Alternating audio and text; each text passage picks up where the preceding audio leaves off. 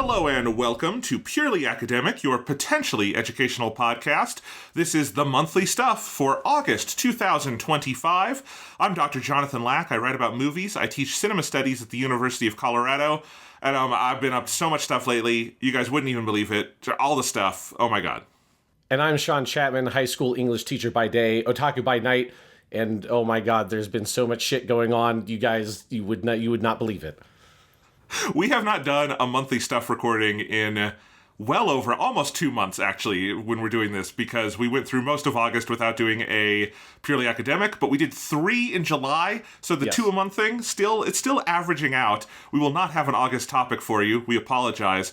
But that means we have, like, the most stuffed stuff episode of all time, and I have so much stuff I'm excited to talk about. This is basically the how I spent my summer vacation episode of the show, and those are always fun.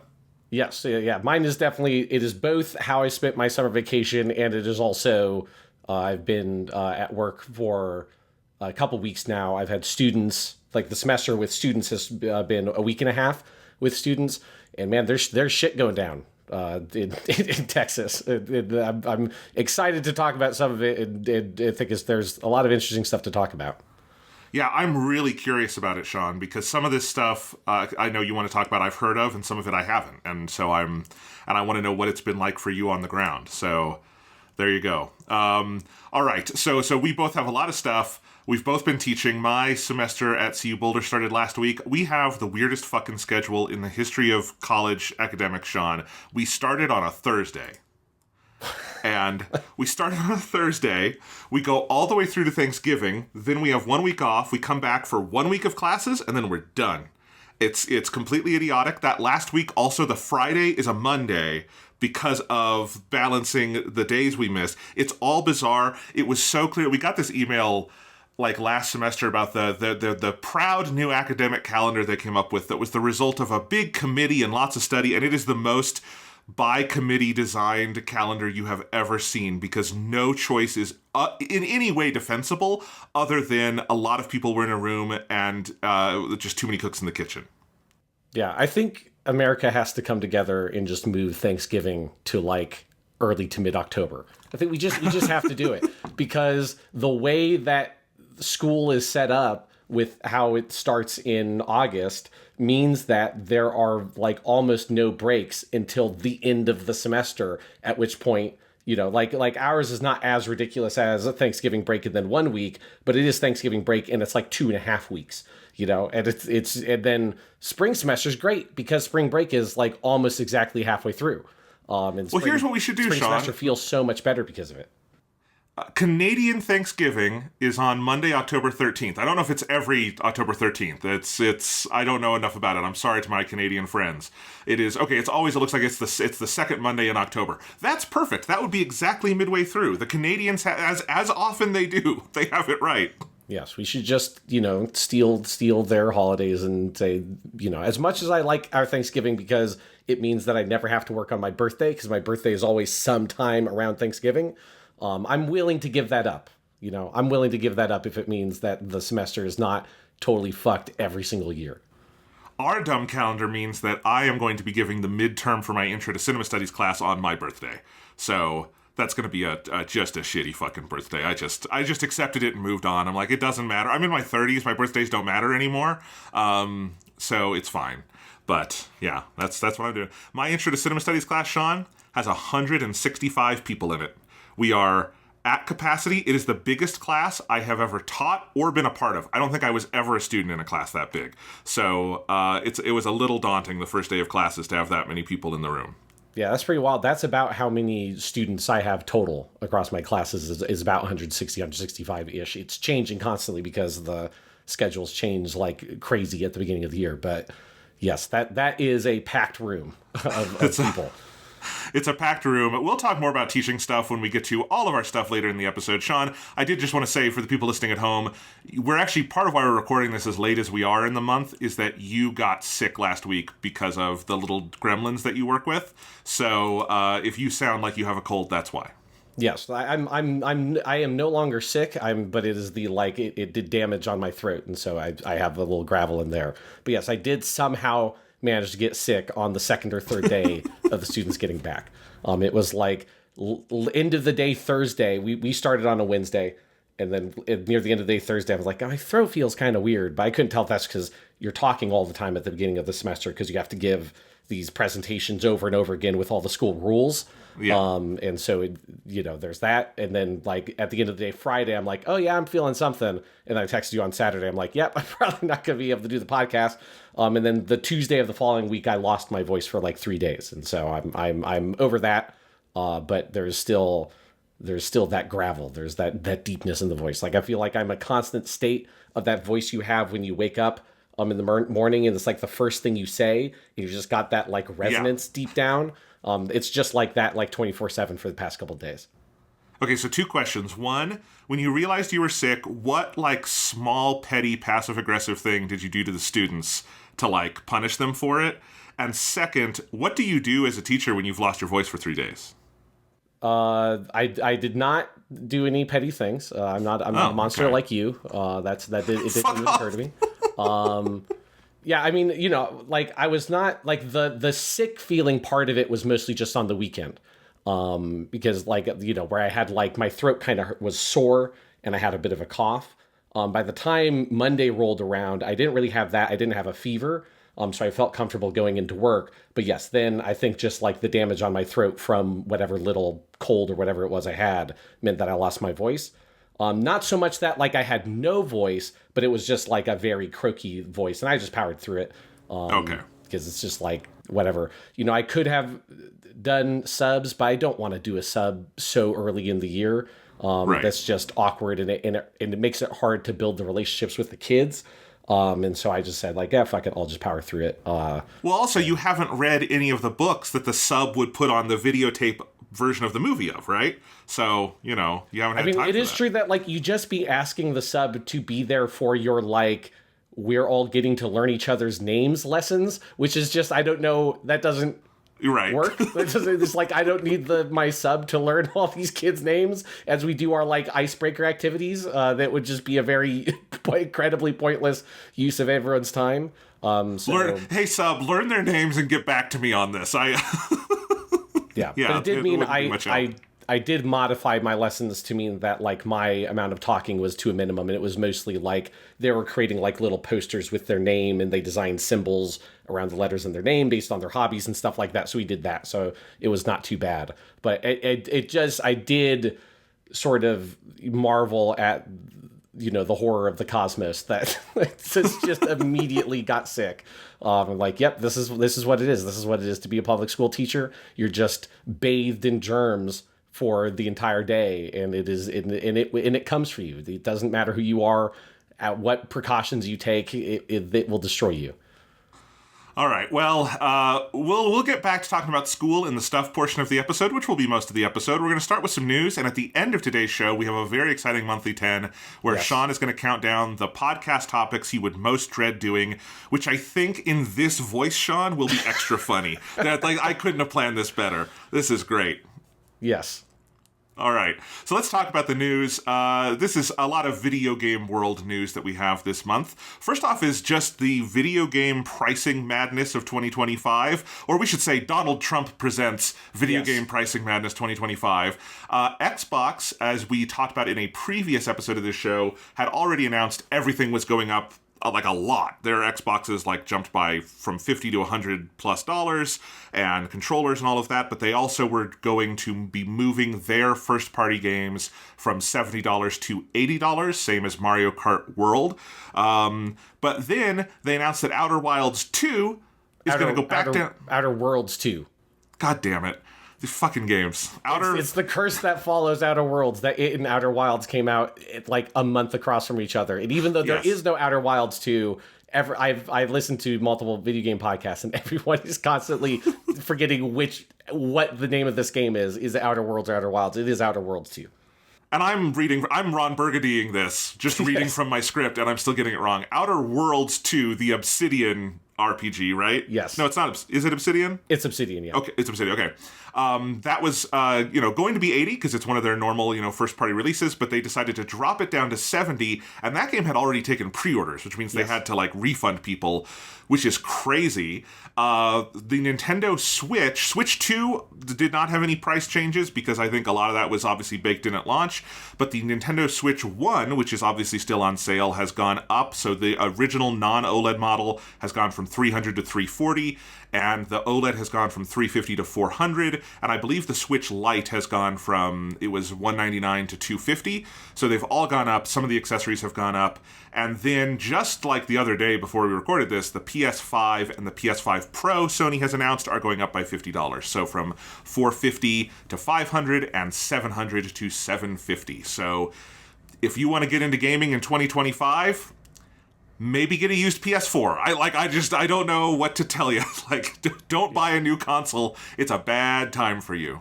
Yeah, it is just wild to see the prices going crazy. I mean, one, it's just wild that Microsoft went so hard so early. That's I think why it felt weird with the Xbox price increases, was just like, fuck, dude. Like, you're just like going right out of the gate as soon as the tariffs started becoming a thing, with way jacking up the price, because the regular PS5 is still like $100 less expensive than the Xbox Series X. So it's still quite cheaper than what Xbox's price increases were.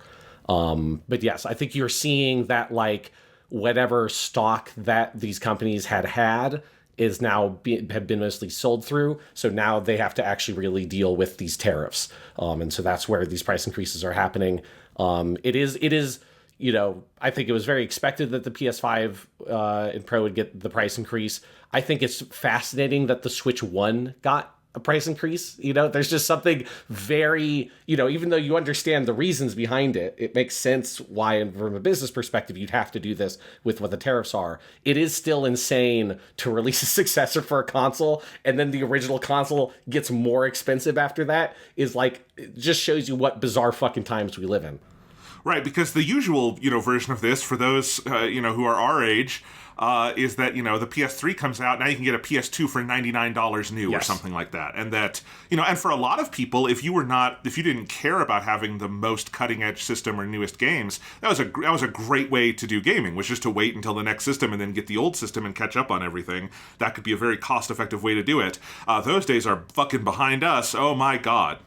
It sucks. The Outer Worlds thing is interesting. I think it's the most interesting thing here, because what it tells us is that while inflation and market conditions and all this maybe pushes to $80 for some games, I think, already studios and publishers are realizing, okay, but the market isn't going to take that for every game. Mario Kart, Call of Duty, presumably Grand Theft Auto 6, $80. Yes, people will understand the value proposition of that. Outer Worlds 2, I know the first Outer Worlds had a lot of fans, but I don't know if it had $80 fans. Like, it's just, that's a lot of money. I think 70 is still a lot of money. And I still think, like, the future, if this is the kind of price conditions we're looking at, I think a lot of the future of gaming is going to rely on studios being able to scaffold their prices more and be able to put out games at multiple price points, because if everything is 80, that's just a price that people can't bear today, and you're seeing that already.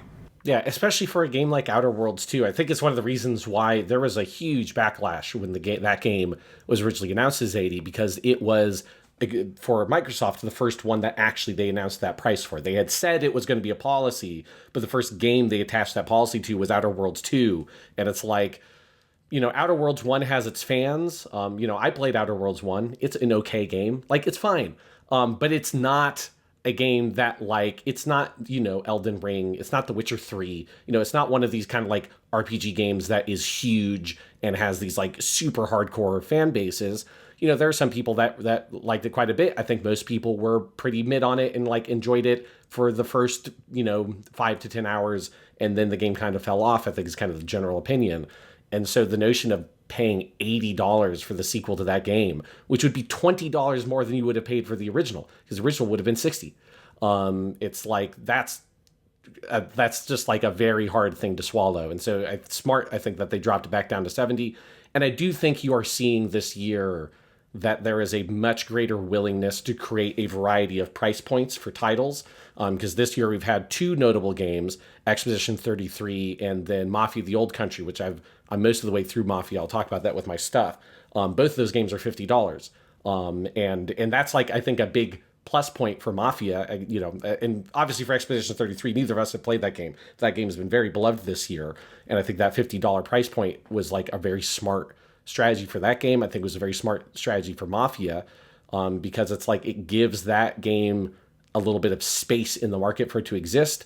I think it indicates that it does not have to sell 20 million, 30 million copies or whatever, because obviously it's a more modestly budgeted game as well. And I think it feels like there are some publishers and stuff starting to realize we can move into this space and have games with really high level production values that are maybe still a little bit modest in their scope, and get them in this $40 or $50 price range, and not have to push everything out to $70 or $80. And then if you want, you can do your little, we can do our $80 deluxe edition with all the special bullshit, you can still do your premium versions, but the base version of the game can be cheaper. And I think that is hopefully something that more studios do more with, because I think it is a important thing. If we're getting prices out to $70 to $80, it leaves such a huge range of prices for games to exist at in that middle space that is just unoccupied, because obviously you have indie games that are $5 to $10 usually, that there's just such a huge range of price points that are vacated now, that I think you can find a lot of success if you find games that can fill those spots in interesting ways. 100%. And I think a lot of people today are used to the paradigm that basically settled into place in the PS2 era, that games had standardized pricing. And it was 50 for a while, then it was 60, then it was 70. But that wasn't always the case. If you go back to, the Atari and the NES and all the way up basically through N64, games could have really variable pricing. And you would have some games that were cheaper and some that, it's kind of the same thing as today. If they knew it was going to be big, they would just slap a higher price tag on it. And that was much more standard back then. And, it makes sense to some degree. I think the Expedition 33, that game is a great example of, for the amount of content in that game, you probably could price it at 70 and justify that. But would it have sold 3.5 million copies if it was $70? Probably not, because that was also a viral hit. A lot of people saw other people playing it, and then were like, oh, well, $50. When the game seems that big, that suddenly seems like a steal, and it is something that you feel a lot more justified buying. And that game, whatever it loses in the price differential, clearly made up for in volume, right? So that matters. And we're seeing, Nintendo is doing this. Mario Kart World is the only game they've announced at 80. Everything else, we just had the Kirby Air Riders announcement, that is 70. Donkey Kong was 70. I presume, Metroid Prime will be 70. I don't think they're going to do that at 80. So, yeah, I think we're in a paradigm where right now the only games that can kind of justify the 80 are games that have some kind of big multiplayer component, right? Like Call of Duty or Mario Kart, something that has the idea is that you'll be replaying that game for years to come with other people, and that's just not the kind of game that Outer Worlds 2 looks. And that, you don't have to put down Outer Worlds 2 to say that. It's just, and I'm not even saying that a big multiplayer game is inherently more valuable. It's just the way the market seems to, and gamers seem to think about it. Yes, and and from a pure use case standpoint, I think it does instinctually make sense that you see it as how long am I going to be playing this game for? If it's a thing that is going to, I'm going to be able to play it for a weekend or a week, and then I will be done with it, and then maybe I'll replay it in the future, but it's not a thing that I'm going to be playing constantly forever. When budgets are tight, it's hard to justify that, because obviously then once I'm done with that game, what am I going to do with that free time? Do I need to spend money on buying something new? And so particularly right now, when the economy is so rough, it's just it's hard to justify to yourself spending that kind of money on something that you're not going to get a lot of usage out of. And so I think particularly right now, it's very understandable people having that mindset when they look at these products. That was my mindset, and why I haven't played the new Doom yet. Because at launch I was I don't know if I can, and eventually I will. But All right, the next piece of news is that Microsoft canceled Contraband, the Avalanche-developed game originally announced at E3 2021 and missing in action since, fulfilling basically what we have said, Sean, before. If Microsoft announces a game at an E3 and it's not at the next year's E3, just presume it's been canceled. That's how this goes. Sean, you put this on the outline. Do you want to say anything more about this one? Yeah, not a huge amount to say. It's just like it feels like it is this like one of the fallouts from, we talked about the like huge round of layoffs. Their like fourth or fifth huge round of layoffs that Microsoft has had. And part of that was them canceling a number of different third-party deals they had worked with. Obviously, Avalanche is not a Microsoft Game Studios studio. They are a third-party studio. But they did this also with Romero Games, has its first-person shooter game that they're developing of the John Romero studio, or John and Brenda Romero, the couple of Doom fame and of King's Quest fame. But this is another one where there was a huge amount of speculation after that round and some of those things announcement that happened, where this game was announced in E3 2021 with just like a CG kind of trailer and logo. And there's just been nothing about it since. People have been questioning, like, where is this game? What has it been up to? The studio has a cult following because they did, like, the Just Cause games. They did that Mad Max game, which was kind of a sleeper hit. It didn't get great reviews as, like, late 360 late, like, PS4 era. But, like, it slowly developed a bit of a cult following. It's a game I've always meant to kind of go back to and check out because people, like, later on said, like, no, actually, that game was quite good. And it just was maybe, like, came out at the wrong time and people were not in the mood for that kind of open world game. But they haven't released anything since then, and they've been working on this title. It's now been canceled. And I think it's just a big question mark of what's going to happen with Avalanche. Can they maybe take some of this work and bring it to another publisher or something? Like, who knows? But it is just another in a long, long list of Microsoft's canceled games, that they have had, where they have had this habit of releasing some sort of fancy CGI trailer for a game, being quiet on it for years and years and years, and then canceling it, or in the case of Perfect Dark, then releasing a big gameplay demo and then canceling it even after that. So just another one of those in a long, long line of graves that Microsoft has been digging. You would definitely hope, if for no other reason than so the employees get paid, that Avalanche could find another publisher for it. But Contraband also, I believe, was some kind of like co-op first game. And that kind of thing is just a harder sell right now. So we're not... I mean, maybe it shouldn't be, because we've seen games like Split Fiction have some decent success, like that studio, what they do. But it just doesn't seem like something that a lot of publishers are interested in right now. Here's the big gaming news, gaming-related news of the last few weeks, is that Steam and Itch.io, or itch.io, I don't really know how you're supposed to say it. Itch.io. Itch.io. I like saying Itch.io because it's funny.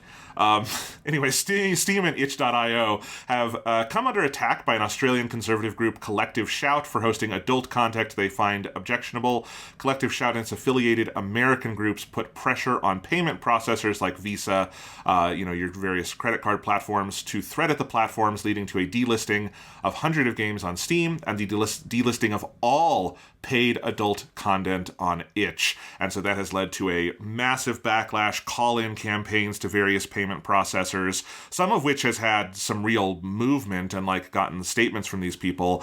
But it is just another way we're seeing it in, and this is part of a longer term issue that we've also seen in like specifically like porn spaces, of them getting basically attacked by credit card processors and losing the ability to fund, and just the gradual, like, the internet becoming smaller and smaller and smaller every day in what you are allowed to do, and just because of the authoritarian impulses of modern day capitalism, let's put it that way.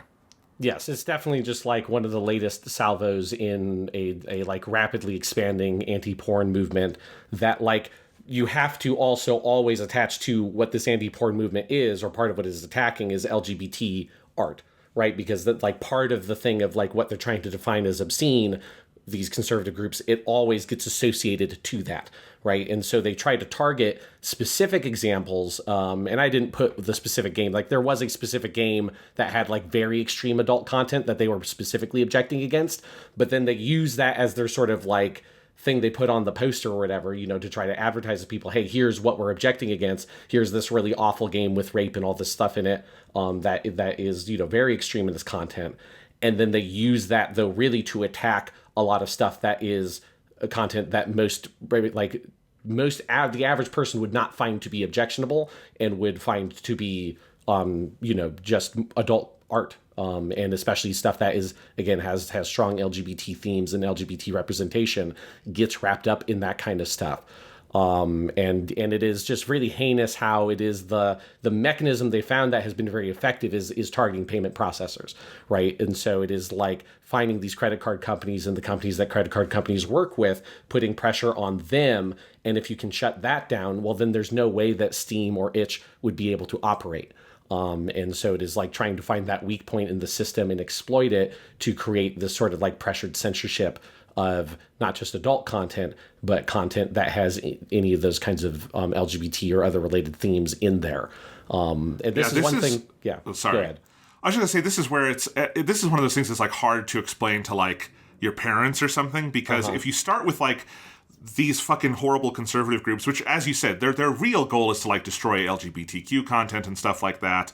But like, they're starting, but what they present to the normies is that like there's too much hardcore porn online and it's too easy for kids to see, which like, if it weren't coming from them, you could say is a reasonable thing to have a good faith debate about, because there are issues with that online, and there are issues with like, these are hard problems to solve, but it's always coming from the most bad faith fucking actors. We're seeing this in the UK right now too, with their like age verification laws and some of that stuff that like, you can understand where some people get in line on it because of like actual issues, but then what they're really doing is creating these either really anti-LGBTQ systems, or they are creating these like kind of police states around the internet that are just awful, these, security apparatuses.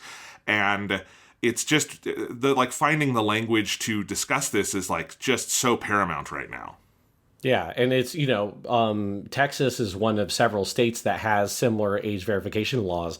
And the outcome of those laws, like for people who don't live in those kinds of states, like what happens is if you don't have a VPN, VPNs just basically get around this. And it is, I always, there's all these politicians being like, and don't use VPNs. You can't, like, don't do it, because they can't police it in any way. They haven't found a way to try to police that. But if you're not using a VPN, right? Or if you are using a VPN, you can experience this yourself if you want to like just pick a Texas or whatever server to hit these websites with. Any mainstream pornographic website, like Pornhub would be the most obvious one, just does not do business. So you would just, if I try to access Pornhub on my computer, I would just hit a page that basically explains the law. And says we do not do business in the state of Texas, rather than having people scan in their fucking driver's license and send it to them, and the like security fucking nightmare and the like, and just the management nightmare of that whole thing. They're just like, no, fuck it. We can't do business in these states that have these laws. The end result of that is not that now I can't see porn. The end result of that is I can only see pornography from websites that are skeevy as shit, right? That don't care, that aren't trying to be legitimate businesses. So it's like, because the thing is that they can't police the internet, really. They can only police people who are willing to be, or has an aspiration to be a legitimate business, and thus want to operate out in the open. And thus are susceptible to being policing. And so the end result of this is all it does is create this sort of like fear state and targets legitimate businesses, legitimate artwork. And then for people who want access porn, which is almost everybody, you are then pushed out into fringe websites, which is where things like actual child pornography can flourish in. Like Pornhub's not hosting child pornography. Pornhub's not hosting legitimate illegal content. If they were, they could be pursued by already existing legal means. These tactics and these legal strategies are just there to shut down any of these kinds of communities that are marginalized, and create and make it so that they don't have spaces where they can exist out in the open anywhere, whether it's in the public world or it's in the online space. And it's just fucking disgusting. So this is just another in a very, very long line of these kinds of attacks. And it has been at least heartening to see the amount of backlash this one has garnered. I think particularly like the itch.io one was particularly brutal, because there is so much independent art that is created on and hosted on that platform. And people are very passionate in that community. And so that has created like a really, really powerful backlash against this that hopefully we can see more of that happening in other places where these kinds of tactics are being used. I really think every American should be forced to like watch at least one long documentary or read one long book on prohibition at some point in their lives. Because so much of the problems we face, you just learn of like, what's the dumbest thing we've ever done as a country, and then go learn about it. Because there's so many parallels, right? Because if you go back to the prohibition era where we banned alcohol, like if you think about where some of that came from, there were people with extremely legitimate concerns about America's alcohol culture at the time, right? Because it was, and a lot of it was basically women's groups who were like, hey, our husbands are too fucking drunk all the time, and they had a good fucking point. But the solution of banning all alcohol created, basically like just, rings of criminals and much more dangerous consumptions of alcohol and all sorts of like issues that are in some cases still with us to this day. And it's the exact same thing again, where like some people I think have absolutely legitimate criticisms to make about the porn culture of the internet, and particularly I think the effect it has had on younger men and all sorts of things. There's like very legitimate things to talk about. But as you just outlined, Sean, the solution, if it just makes it worse, it's not a solution. Yeah. And I don't think the people pushing for this stuff are actually interested in but they can prey on people who are interested in it. That's my point, right? Yes. Because these are like fundamentally fringe groups pushing this through language that non-fringe people think they can get on board with. Is that fair to say? Yes, I think that's accurate. Okay. Anyway, in less pornographic, more fun news, Nintendo did a Nintendo Direct for Kirby Air Riders, which meant that because this is the new game by Masahiro Sakurai, we got to have a 45-minute Sakurai presentation, and that dude is as unhinged as ever. He started that presentation by sighing, looking into the camera and saying, "Oh man, video game development is so hard, you guys."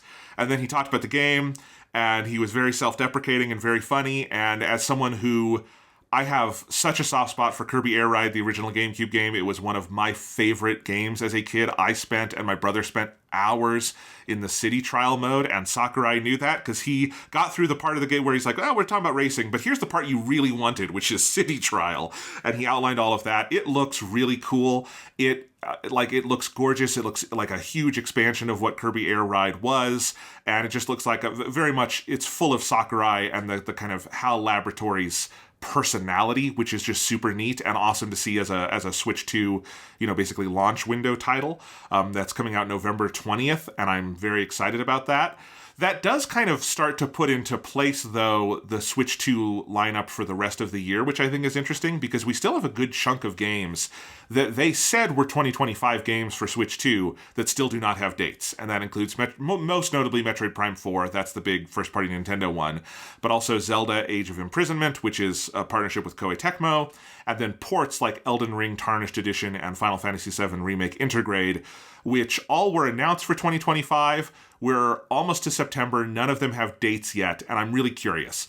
Particularly for the Metroid and Zelda ones, because we know Pokemon Legends, Z to A, is October 16th, and Kirby is November 20th, and Nintendo usually limits themselves to one big first-party release a month, but like a lot of publishers, they don't always touch December. So Metroid Prime 4 could be a December game, but I honestly at this point think slipping to 2026 maybe is more likely. But we'll see. It's been at every press event for demoing. Zelda also not having much yet makes me think that's probably going to be slipping to 2026, or they're going to have a really weirdly busy November.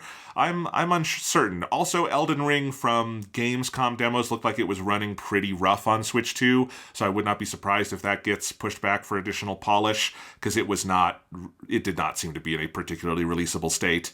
Final Fantasy VII Remake looked fine, so we'll see. Yes, I mean, I do have to say, as far as Elden Ring, it is what it is. They called it the Tarnished Edition. So if it runs like garbage, I mean, that's what they called it. It is my favorite subtitle for video game ever. Elden Ring Tarnished Edition, because it just makes me picture someone who's like dropped the disc in the fucking sewer, and like had to fish it out. It's like, oh god, this game's been tarnished. Like, I don't know if I can play this one. It's very funny. Yeah, so we shall see. I want to know when Metroid is coming out, but I've waited a long time for Metroid Prime 4, and I can wait longer if need be. Yeah, I bet that I think they're going to still put that out. I think December 2025 would make sense. I just think I think they want to avoid having to play that game again, because that game was fucking announced during the announcement of the Switch 1, like that big event they did. That's how long that has been in the public eye. And I just have to imagine they're like, we gotta finish it. Like, we gotta just get it out there. Like, I just, if I was at Nintendo, I would be like, unless there was something wrong with it, which I don't think there is, everything they've shown of that game looks like it's so far along in development that it doesn't look like it has any issues, that I would definitely want to try to get it out in 2025 just to avoid the fucking nightmare shitstorm online you're going to suffer from people being very uppity about this game being delayed again. And it's possible that December would be a really good slot for a Metroid game because it would have no competition. It'll probably be very critically acclaimed and it'll do well. But, and Nintendo is kind of the only publisher that does big December launches when they do. Like, most publishers avoid December. So we'll see. But that is the news. Sean, I want to transition into the stuff, and I want to start. We'll start with all the school stuff, but I want to start with your school stuff because it is definitely corollary to some of the news we just talked about with the Itch.io payment processor stuff and crazy right-wing laws. And also, I'm just really curious to hear about all of this. And basically, like, Sean, have you put up the 10 Commandments in your classroom? No, I'll break that down, but no, I do not have to until the inevitable Supreme Court case. So this is the part where our listeners outside of the United States just their minds blow by how fucking much it sucks here. Oh my god.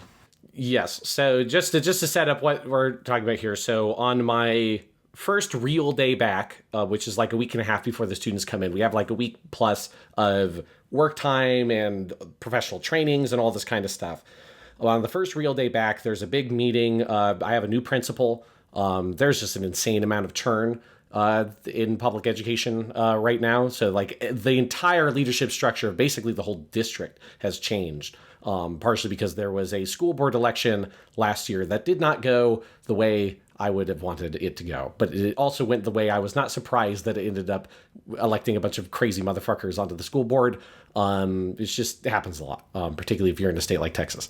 But anyway, so there's been a lot of churn. We've got a new principal. And one of the first things that new principal has to go through is several laws that were passed last year in Texas. And there's 3 ones in particular I want to talk about. There's one that I'm actually like, the effect of this has been good. So I don't think it should have to be a law, but the effect of it has been net good. There's one that is a fucking constitutional nightmare, but has been blocked by a federal judge. And there's one that is, I would argue, also a constitutional nightmare, but is also something that has not been mollified in any way, shape, or form. So which one should I start with, Jonathan? The good one, the one that's been blocked, or the one that is like a fucking waking nightmare? Start with the one that's been blocked because, like, this one, what's so funny about this is that this is literally the, like, first day of law school example of what is unconstitutional. Yes. It is, like, the most, like, if you got through the American public education system, this specific law is unconstitutional, and that's why it's so fucking funny and evil. All right, so this law is SB 10, or Senate Bill 10, and it is a law that is trying to be passed, and has been passed in some other states, and is trying to be passed in a whole host of southern states. Everywhere it has been passed, it has been subsequently blocked by a federal judge. This one was blocked by a federal judge last Wednesday. It was to go into effect on September 1st, so sometime next week. And the content of this law is basically that in every public school classroom, you have to display a poster of the 10 Commandments in a conspicuous location. Display in a conspicuous place in each classroom of the school, a durable poster or framed copy of the 10 Commandments that meets the requirements of so on and so forth. It has to be 16 inches by 20 inches. It has to be a big copy. Yes. After this law was passed, there were all these different groups that were like, and we're going to make these posters and donate them. And so, yes, if you know anything about the Constitution, specifically the Bill of Rights, and even more specifically the First Amendment, in the First Amendment there's something called the Establishment Clause, which effectively says that we have both freedom to express our religion, but we have a freedom from religion being imposed upon us, right? And so there have been historically different court cases in schools that have all, gone the way of You cannot display this kind of content. There's been lots of controversy about like school prayers historically having been done in some American public schools, that those kinds of things have been shot down.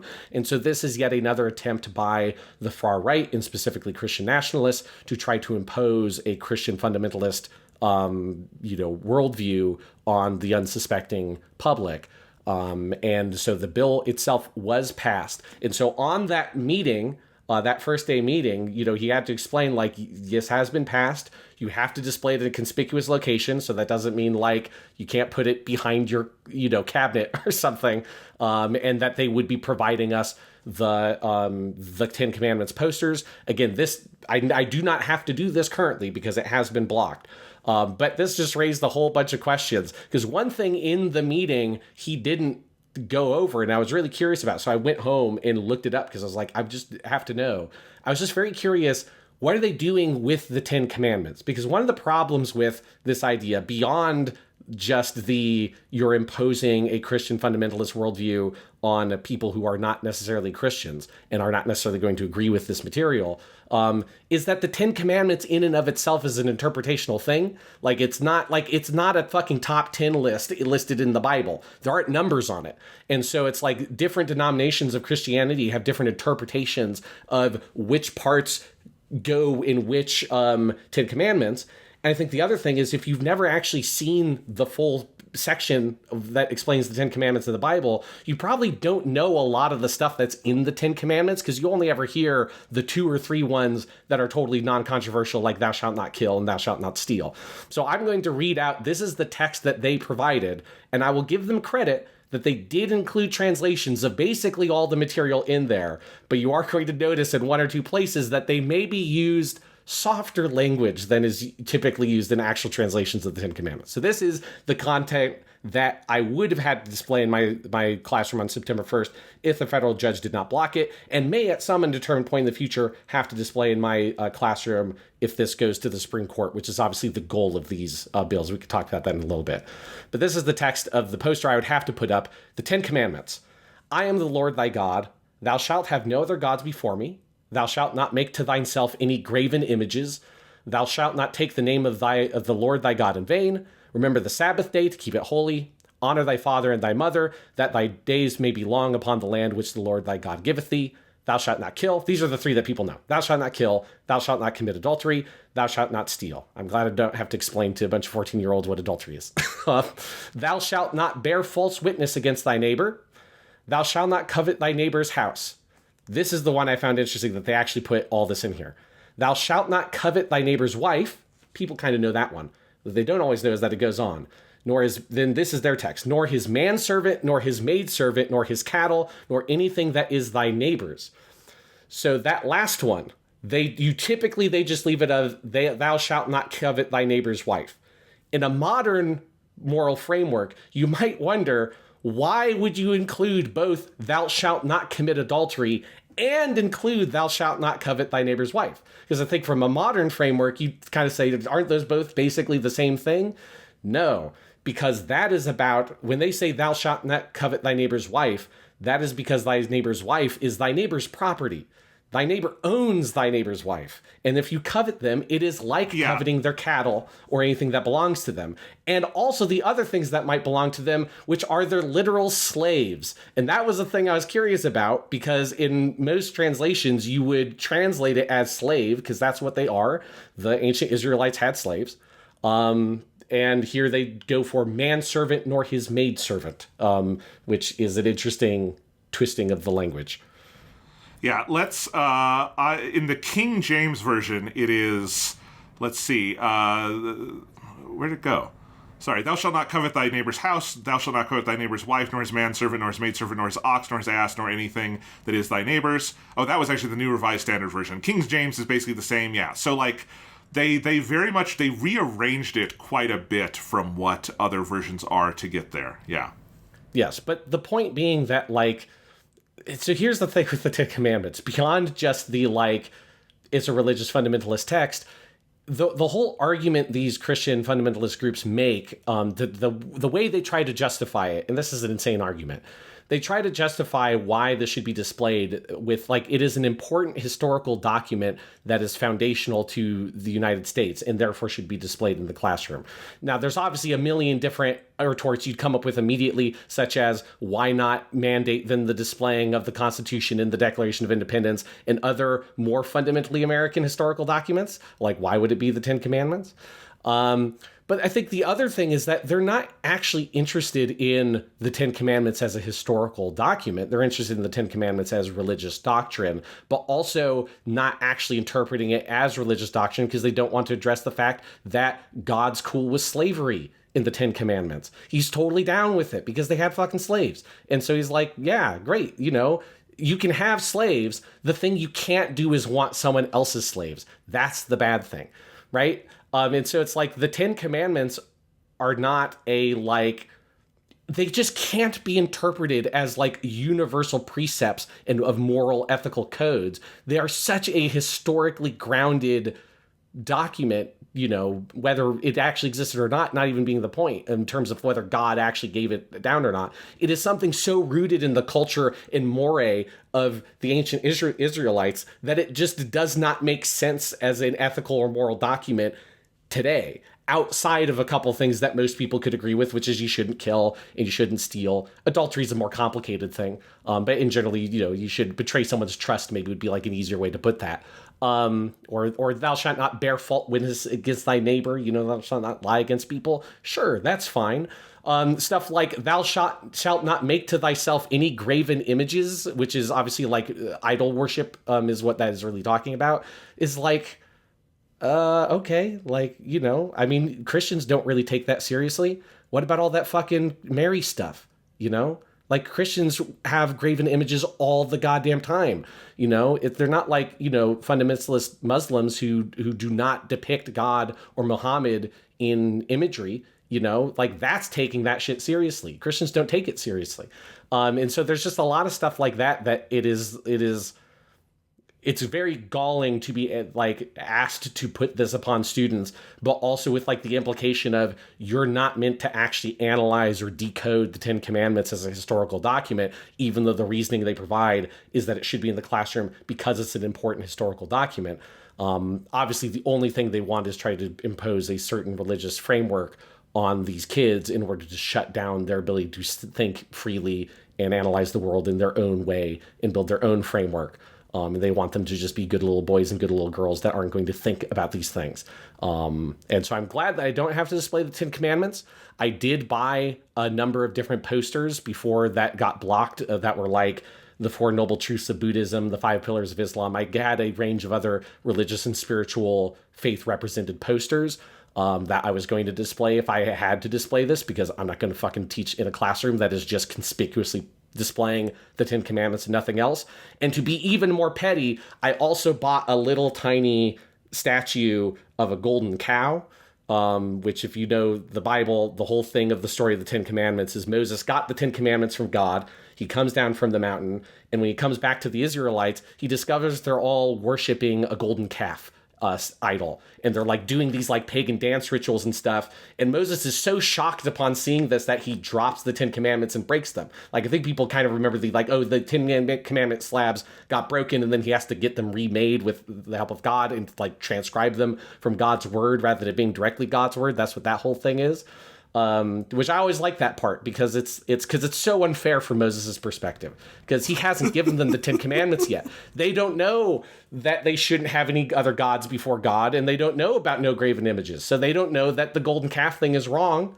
They're just having a good time, having a party, and he just sees it and fucking Butterfingers, like, so shocked he drops the direct word bestowed upon him by the Almighty Creator, which is a pretty dumb thing to do. And so to celebrate and commemorate all of that, I did buy a little tiny golden calf statue for my own personal petty amusement. So, I mean, this is, my question to you was going to be, would you have done this if they, quote-unquote, forced you to do it? And I guess that answers the question, is you had a petty plan in place for it. Yes. I mean, I wanted to put up those posters just to see someone challenge me on it, you know? Yeah. Because that's what because like it's like I don't know how you would, but they would want to. Particularly the Muslim one was the one. Like if I just put up the Buddhist one, I had like I have a poster of like Confucius quotes, but I'm like, if somebody's in my classroom and wants to challenge me on this shit, and I know one AP that we have one AP at the school that I know is in agreement with this Ten Commandments thing, which is fucking crazy to me. That I kind of wanted that person to challenge me on it, just to be like, how I don't know how you could justify the idea that it is okay to display the Ten Commandments, but it is not okay to display the 5 pillars of Islam. Right. Yeah, it's just fucking insane. Just fucking insane. And again, when I say this is like Law School 101, this is a famous Supreme Court case where it wasn't a school, it was I believe, a judicial building. Like a courthouse. Sorry, that's judicial building. The word is courthouse. Displayed the Ten Commandments, and like the Supreme Court was really clear because it's like this is one of the most unambiguous parts of the U.S. Constitution. And if you are actually fucking religious and you actually care about religion and you actually have some kind of faith, you don't want this because you have a fucking brain and you know that the only thing that protects your faith from the government is the fact that the government can't force faith on other people. Yes. Like, if you are actually religious, and I do not believe that the people like your fucking AP who are into this, like actually care about any of this. They are giant fucking hypocrites because you wouldn't be forcing this like that. If you actually cared about your faith and your ability to worship, this is not how you would be doing it. It is about power, and that is the end of... And here's the other way I know that. I want to go through those 10 Commandments again, Sean, because all the people pushing this law are... they are in love with their own God King, Donald Trump, right? This is all because Donald Trump is president and they feel they are free to do whatever the fuck they want. I am the Lord thy God, thou shalt have no other gods before me. Donald Trump and the Republican Party breaks that every single day. They treat Trump like a god. Just unbelievable. Thou shalt not make to thyself any graven images. Trump has posted on his Twitter or whatever he has now, multiple AI-generated images of him as God, of him as the Pope, of Jesus walking with him. Trump breaks that law all the time and they love him for it. Shall not take the name of the Lord thy God in vain. I have heard Donald Trump say God damn it and Jesus Christ and things like that multiple times in speeches. Remember the Sabbath day to keep it holy. Donald Trump does not do that. He has never been in a church except for like state funerals he was forced to attend, and I believe we have footage of him sleeping through those. Honor thy father and thy mother, that thy days may be long upon the land which the Lord thy God has given thee. I don't know about his father and mother, but I do know about his siblings. When Donald Trump's brother Fred Jr. died of alcoholism, Trump fought to have Fred's kids cut out of the will, including cutting off healthcare access for his infant nephew because he's a fucking piece of shit. I think that would break that commandment.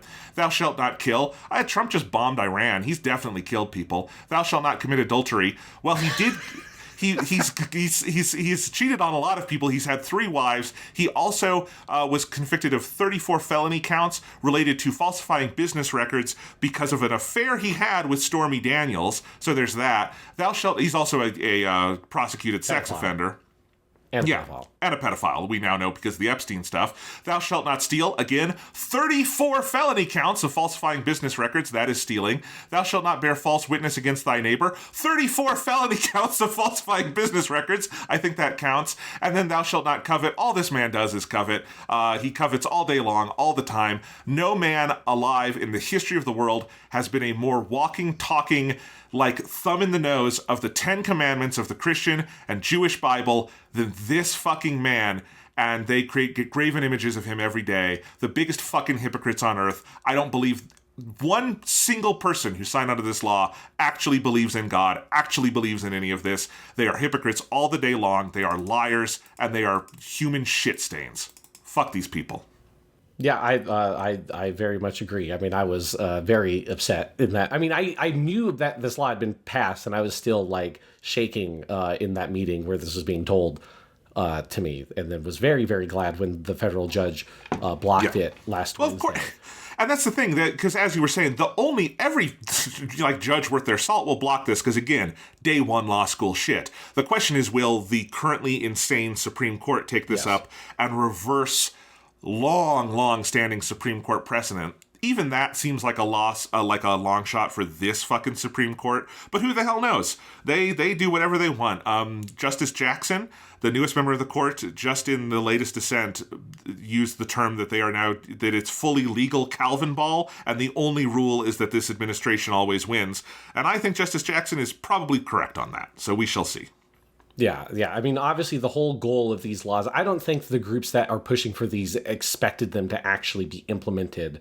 Like, obviously, the ACLU and other related groups, many of them religious groups, many of them Christian religious groups that are actually, care about their faith and try to be consistent with their faith, argued against this. Because anyone who is like historically literate and a Christian knows exactly the stuff you're talking about earlier about like, bro, there was, there's hundreds and thousands of years of religious conflict amongst Christians because there weren't laws like this in place. I mean, do you want to, live in fucking 16th century England where one day you're a Catholic and the next day you're Protestant and then you're going back and forth because you have a state-run government, or sorry, a state-run religion and all that kind of stuff. So anyone who's historically literate and like a conscientious Christian who cares about this stuff opposes these kinds of laws. So everyone, I think, is trying to pass these knows it's not actually going to go through in terms of being properly implemented, even if they can, manage with their insane state governments to get the law to technically pass. The whole goal is to get it to go up to the Supreme Court with the hope that the Supreme Court will come out with some mind-boggling decision, which I think is totally possible, that they just say, it's up to the states. Which is their out, right? Like they don't think there's any way the Supreme Court will say that like this is okay as a like federal thing. But I think that they would absolutely find a way to just be like, fuck it, states can do it, and then wipe their hands of the whole thing. And so I'm going to keep my posters. I have my golden calf thing is like displayed. It's on my desk. So nobody's commented on it. It would require a level, and I'm not like. To be clear, obviously, I'm not religious. I'm not like a Bible scholar. I've never read the whole Bible. I'm not like way into the Bible. There's like a couple sections of the Bible I know kind of okay. And I feel like I know way more about that stuff than a bunch of the like very hardcore Christian people that I work with, whose whole worldview is they just assume that everybody else is Christian. And so nobody has commented upon my golden calf, my graven image that I keep for myself, because I don't think they know that story. Because when you say hardcore Christian, I'm imagining Christian in air quotes because these people are liars. That's how it works. I'm sorry. These people are fucking liars. And if I were you, I would just put all those other posters up. Just not this 10 Commandments one. Just have fun with it. just really fuck with them. Yeah. All right. What about SB 12, Sean? The Parent Bill of Rights. How's that one going? Okay, this one is the big nightmare one. So SB 12, Senate Bill 12, this is what they call colloquially the Parent Bill of Rights. This has been something that they've been trying to get passed in Texas for fucking ever, since before I was down here. And this is one where the language of the law is kind of insane. Like, it's kind of impossible to parse. It's incredibly long and very dense.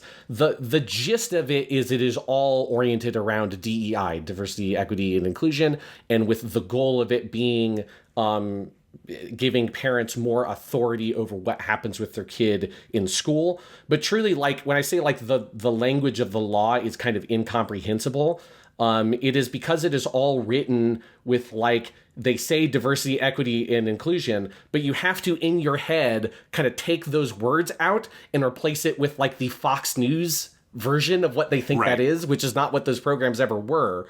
But you also have to ignore the fact that the words diversity, equity, and inclusion mean things, that those words have a definition, and you have to ignore those definitions if you're trying to interpret the law. Because all of those things are then, whenever they say something about like, and remove DEI programs, blah, blah, blah, blah, blah, it always like, there's a part after it was like, with the exception of anything that would fall under the like pre-existing, long-existing anti-discriminatory laws that exist in every state in America. Because they're at the federal level, right? Yeah. Yes. That you can't discriminate against people based on gender and so on and so forth, which is what DEI is totally coherent with. So it's like you have to take away the stuff that is DEI, but not the stuff that is DEI, but there is none of the stuff that's not DEI that is called DEI, because none of that stuff exists. That's just a Fox News paranoia. And it's a thing where if you look at the text of the bill, in 10 years, nobody would be able to understand what the fuck that bill is talking about. Just like if there was a bill that was passed about like quote unquote critical race theory, which was the old buzzword that these groups had before it became DEI. If you had a law like that and you looked at the language of it today, you'd be like, what the fuck are they even talking about? Because it's all shadowboxing a phantom. So the language of the law is a pure scare tactic. It is vague. It is hard to interpret. I don't know how they would enforce it. But the whole point of it is to create the sensation that schools have to do a handful of things. And it has to then be interpreted by individual school districts as to how they're going to implement certain policies. The gist of it, of what I heard, and all of these things got mollified later, except for the most disgusting part, because that's obviously the part that is the only thing that the people who care about this law actually care about. Here's one of the things I was told on the first day back that was fucking crazy, which is that you are not to provide any form of medical assistance to a student unless it is a life-threatening scenario, at which case it falls under Good Samaritan law. What this means is, like, I teach 14-year-olds. One thing that 14-year-olds do is they fucking bang themselves and cut themselves on random things all the time, right? They're constantly getting little paper cuts or whatever, or, you know, they fucking smash their pencil and they got a little piece of pencil in their hand. And so they come up to me and it's like, Mr. Chapman, can I have a Band-Aid? I've got a big box of Band-Aids in my desk. And I say, yes, here is a Band-Aid. I was told I cannot do that. I cannot give a Band-Aid to these students because the Parent Bill of Rights basically says, this is one of the most clear parts of the law, is that schools cannot provide that, like, medical assistance other than in life-threatening emergencies unless the parent has signed effectively an opt-in waiver. So the parents have to have a document that they sign that says that they are okay with schools providing medical treatment outside of life-threatening scenarios. So, like, even things like I couldn't give a student a mint if they had a bad breath could potentially be interpreted as some sort of medical treatment or medical intervention. And obviously there's no way for any individual teacher to know which students' parents have or have not signed this waiver. The nurse's office would be able to get that information up. I'm sure that it's probably a pain in the ass to do that for every single student that comes up with a stomachache to determine whether or not you can give them fucking an Advil or whatever, you know. But that's basically the gist of it. And if there's a student whose parents have not signed that waiver, you then have to, the only things you can do is make sure that student is stabilized and not in a life-threatening condition, contact their parents and have the parents come and take them, because you cannot attend any medical attention to that student unless it's something you have to do to save their life. And that is a thing I was told on the first day. And then later it was like, well, you can have Band-Aids as long as they're just accessible in the room.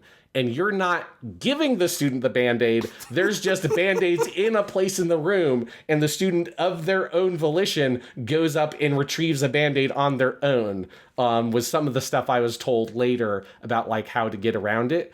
But that's one part of it. And that's fucking crazy to me. It's insane. I'm trying to think of the, like, ramifications of this, and it's just fucking nuts. Like, what if someone had an open wound that was bleeding, not life-threatening bleeding? What would, I mean, I assume you would just help them, but, like, in a legal sense, like, do you send them to the nurse's office? What the fuck happens? Yes, I would help them, because fuck it. Right, I just mean, like, shit. You would help them because you're a human being and you care, yes. And just, the normal, we're all, right, but like... Yes. The official policy of the school in that scenario would be that you send them to the nurse, rather than what I would do, which would be provide what aid I can while contacting the nurse to come to the room and get the kid. Because that creates problems for other people in the room. Like, if someone has some kind of open wound, that's a health hazard for other people too. Like, that's fucking nuts. Oh my God. Yeah, and having it be this like I can understand from a certain perspective. I don't understand would wanting to sign this thing, but I can understand people maybe arguing for there being an opt-out option of like, if you're an absolute insane person and you think, and I don't know what these people think is happening in public schools. I don't know if they're like, and they're injecting our kids with like mind controlling vaccines or whatever that are giving them autism. Like, I don't know what the fuck, like 99% of the shit that happens in these schools is they give you a fucking Band-Aid or they give you a mint. Like, we're not equipped to provide complex medical operations. It's just not happening. So I'd have no idea what in their insane, deranged minds they think is going on. But I could like kind of understand if the parents wanted the option to opt out of that treatment. And I think maybe that did exist beforehand. I'm not sure. I mean, to be clear, I was also told that I think it was 98% of our parents signed the opt-in thing. But like, again, so that's part of the, like, these are scare tactics. These are there to make like teachers feel like they cannot become involved or interfere, or care about these kids, for reasons that are going to become apparent in a second of like the real reason the Parent Bill of Rights exists. But that was one of them that was just blew my mind, is the like weird medical intervention thing. The other one, and this is why this exists. All the shit, the DEI, all that shit, it's all to get to this thing, which I was told on the first day that we are not allowed to address students by any name other than their name that exists within our computer system, effectively like my grade book and stuff, which would be their first name on their birth certificate and their last name on their birth certificate. And how it was presented on the first day, it got mollified. I'll explain how it got mollified later. But it, like, the original explanation was it was so far as you could not address them by their middle name if they preferred to be called by their middle name. You could not address them by a diminutive form of their name, like a nickname. So, like, for instance, if there was a kid named Nicholas who liked to go by Nick, there's that crazy motherfucker. Well, you can't have that. You got to call him Nicholas. So on and so forth. Eventually, that all got changed into you can address them by their middle name, and you can address them by a nickname that's a diminutive form of their existing name. So it eventually got narrowed down to the thing that actually they want, which is that you cannot address someone by a chosen name they have given themselves that is against their birth gender. Like, that's not has been told to me in that terms, but obviously it only exists there to target transgender students and to prevent the ability for teachers to be able to address a transgender student by their preferred name. They want you to only be able to address them by their dead name, and that is the only and I think that's like 90% of the reason why the entire Parent Bill of Rights law exists as in its current form, is to get that through. And it is like, and it's crazy, like, how much they hate transgender people, that they were at first seemingly willing to just say every single student just gets fucked over because we hate transgender people so much that every single person cannot have even a basic nickname. And there was a version of that I almost, like, respected is the wrong word, but could like see the sort of like the villainous integrity of it, of being like, we hate trans people, we want to hurt trans people so much, we're going to throw every single person under the bus, no matter how unreasonable it is. There's something I can almost like admire in a Sherlock Holmes fighting Moriarty kind of way about the like, man, you're willing to go that far for your petty evil. And then it got turned into, no, it's just the, like, we just want to hurt the people we want to hurt. And we don't care about how none of it's consistent, because obviously, if there was a student, for instance, whose birth name was Alexander, but then they preferred to be referred to as Alexandra, I assume that someone who believed in this law would say I would not be able to call that student Alexandra, despite the fact that that name is made up of all the letters of the name on their birth certificate, and it is a diminutive or variant of their name on their birth certificate. It just happens to be a variant that is gendered differently than Alexander typically is. So there's like 1,000 weird loopholes and inconsistencies and things that don't make sense about that policy at all. But it is just there to target transgender people. And this is one that I do have a student who is whose name on my grade book is like what you traditionally think of as a feminine name. Their gender in the system is as female, but the name they told me that they prefer to be called to on the first day is a name that is very clearly a male gendered name that is not a form of their first or given name or their last name in the system.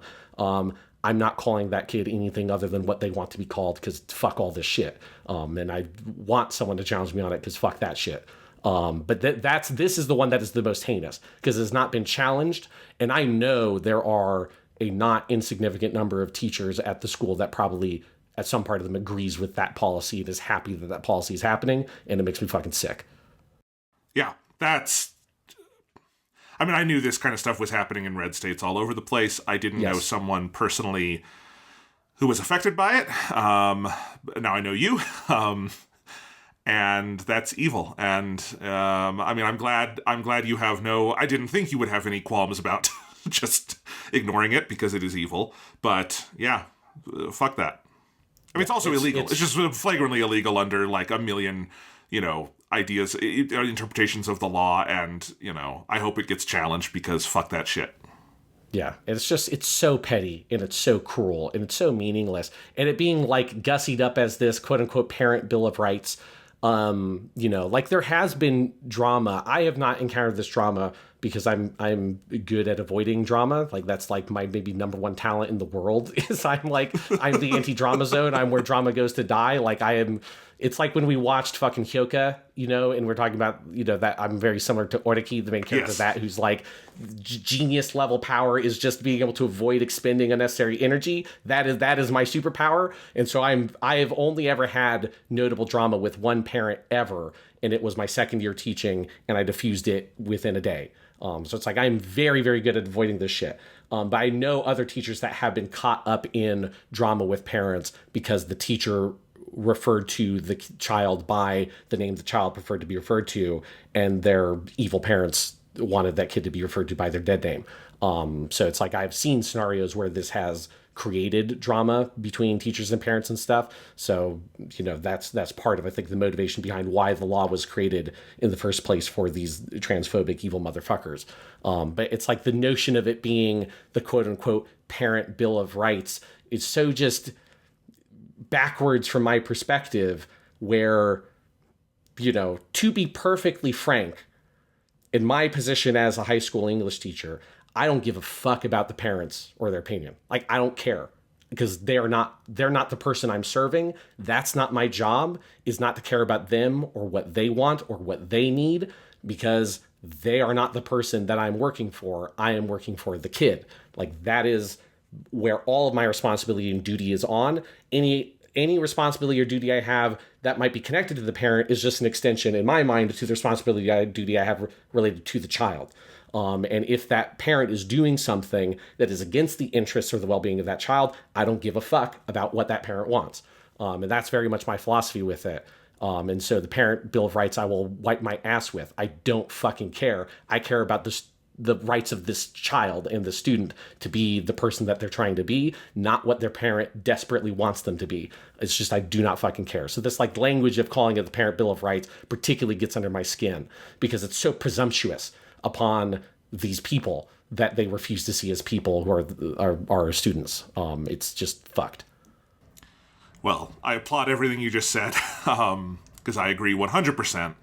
And I wish that basic stance that you are outlining, which I think is a wholly reasonable stance, was just, I just think that should be the default law for schools. It's the reason why you're a mandatory reporter too, right? Yes, exactly. Because, because this line of thought is so fucked up, because its natural extension is the kid came to school with bruises. Well, hey, it's the parent's right to bruise their kid. And it's just because abuse is abuse. And, dead naming your kid is abuse. Hitting your kid is abuse. Abuse is abuse. And the teacher should not in any way be legally mandated to go along with abuse. Fuck that. Yeah. And that's like, that stuff is one of the big reasons why the text of the law is so insane to parse, because it will tell you all this kind of stuff, and then immediately afterwards, but other than in scenarios where it contradicts existing laws like mandatory reporting, blah blah blah blah, and it's like, well, that's everything. So it's like the actual text of the law. Like, I would be fascinated to see some of this stuff be tried in court, because I just don't know, and obviously I'm not a lawyer, I'm not a politician, But I did, I did do 4 years of debate in high school, and we had U.S. Congress was one of the events, and I was the debate coach for 2 years for U.S. Congress event. So it's like I'm used to reading the text of these kinds of things and trying to break them down. And it's like I don't know how you would interpret so much of what this law says you have to do, and where is there some in the Venn diagram of these two circles they're saying exists of existing anti-discrimination laws and so on and so forth, and the stuff that they want to enforce on the Parent Bill of Rights.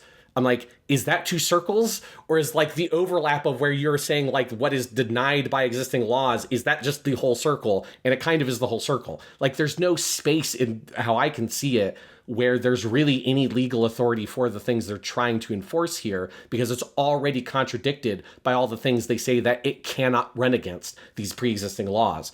So again, like from my perspective, it's purely a scare tactic, and unfortunately it works because the school districts are not led by people with a backbone. I mean, they're led by people who are only in that position for 1 to 2 years. We currently have an interim superintendent. Our pre-existing superintendent left.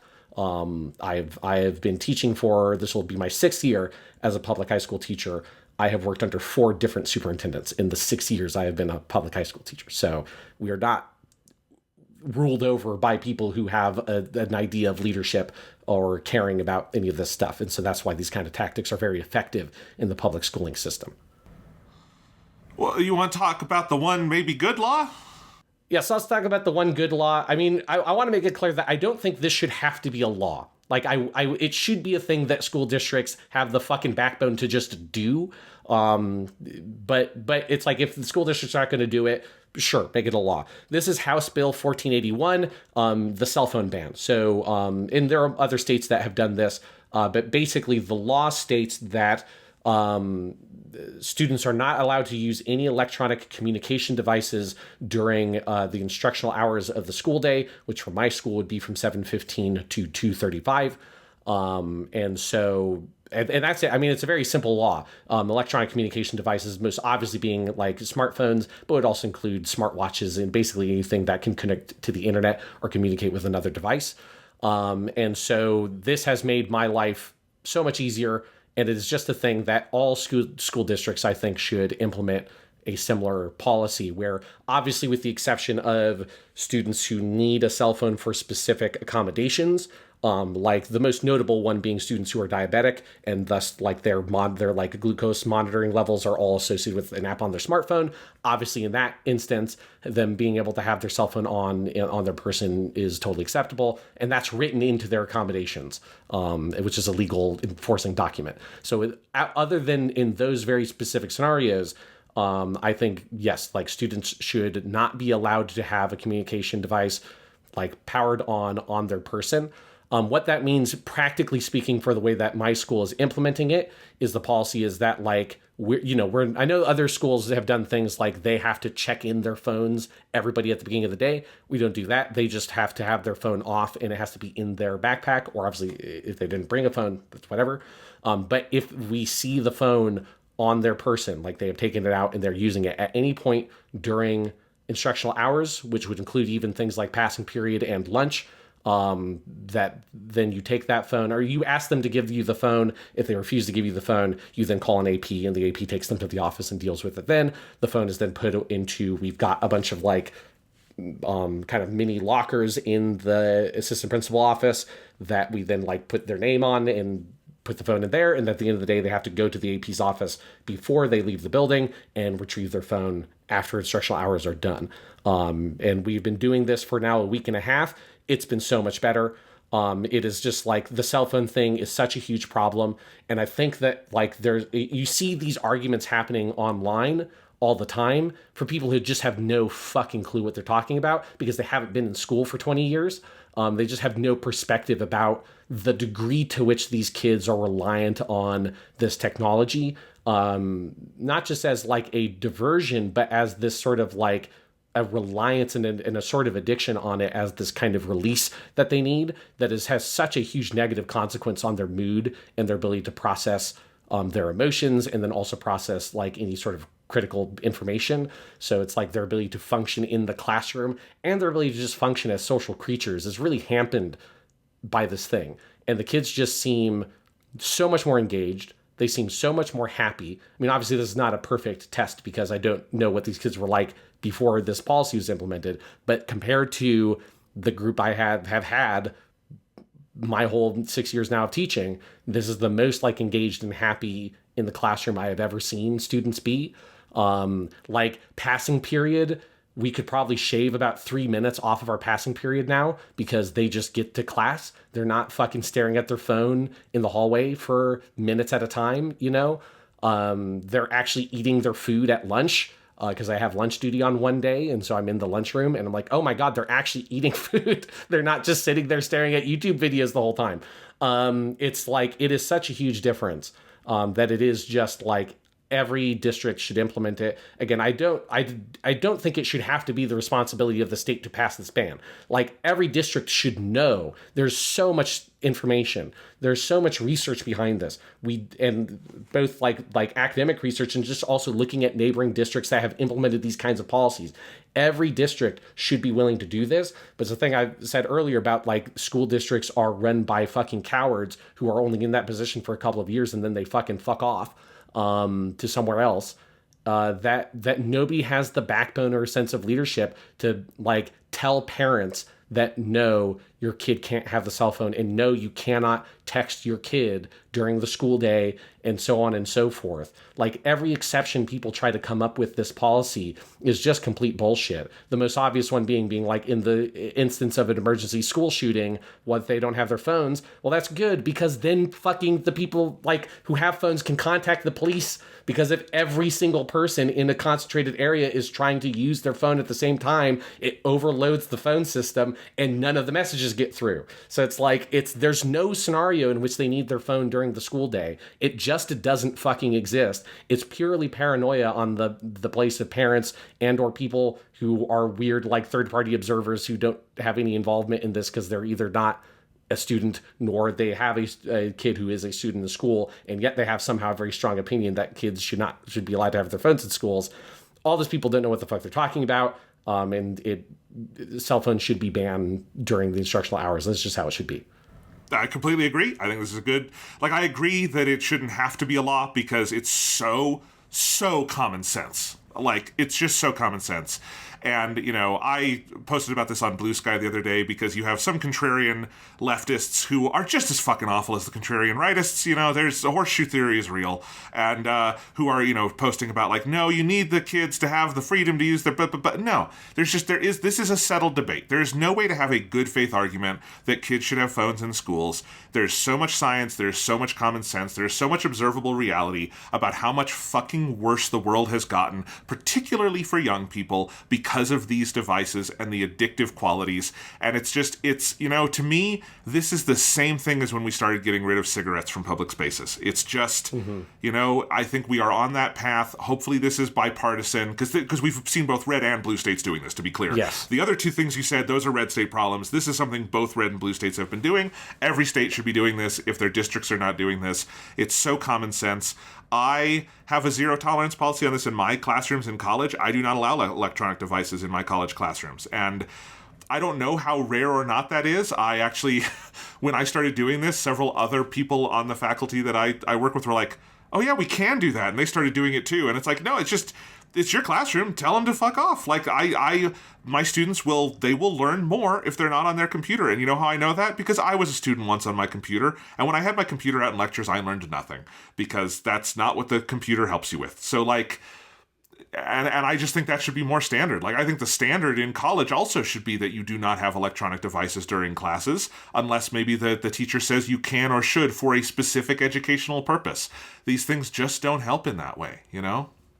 Yeah, absolutely. Like there are scenarios where there are like useful programs and things you can use. Yes. But it's like, but also cell phones are not good on those programs anyway. So it's like, you know, ideally what you should have in our school, you know, our district is very cheap about electronic devices, so our school is not there yet. But ideally you should have in each classroom a set of Chromebooks for, you know, because, you know, teaching technology, teaching how to type and all that kind of stuff, like there's valuable usage cases there, but it has to be deployed purposefully in specific targeted lessons and activities, not as like an all-purpose, like we're just using it all the time kind of thing. And that's what it should be. And yes, it's like, and the reason why it needs to be a district-led policy, like I think at the college level, it can work a bit more of like, this is this classroom specific policy. At a public high school, though, like it needs to be a top-down thing. There has to be consistency because these kids are going to 7 to 8 different classes in a day if it's a 45-minute class schedule, and every teacher having a different cell phone policy, you just can't. It's just not manageable, and the kids can't adapt to that. They need like a consistent policy, and so it has to be a top-down thing. And again, I would argue across the whole district, not even a school building thing, because I think it should be even their friends who go to another school have the same policy. Like there needs to be a level of consistency and expectation at that level, that like it needs to be a top-down thing. I think at a university level, it can maybe work more where you can have a level of enforcement in your specific classroom that could work that at high school just doesn't. Right. No, totally. And there are more kinds of university classes that might be technology dependent because they're more specialized and all of that stuff. But, I do just like, if you're a parent listening to this who is not on board with what we're saying, here's one example I'll give you. I think you want your kid being more comfortable with taking notes by hand and paying attention, because teachers like me in college are moving back towards like blue book exams and handwritten stuff because of AI, because we cannot trust your kid with technology.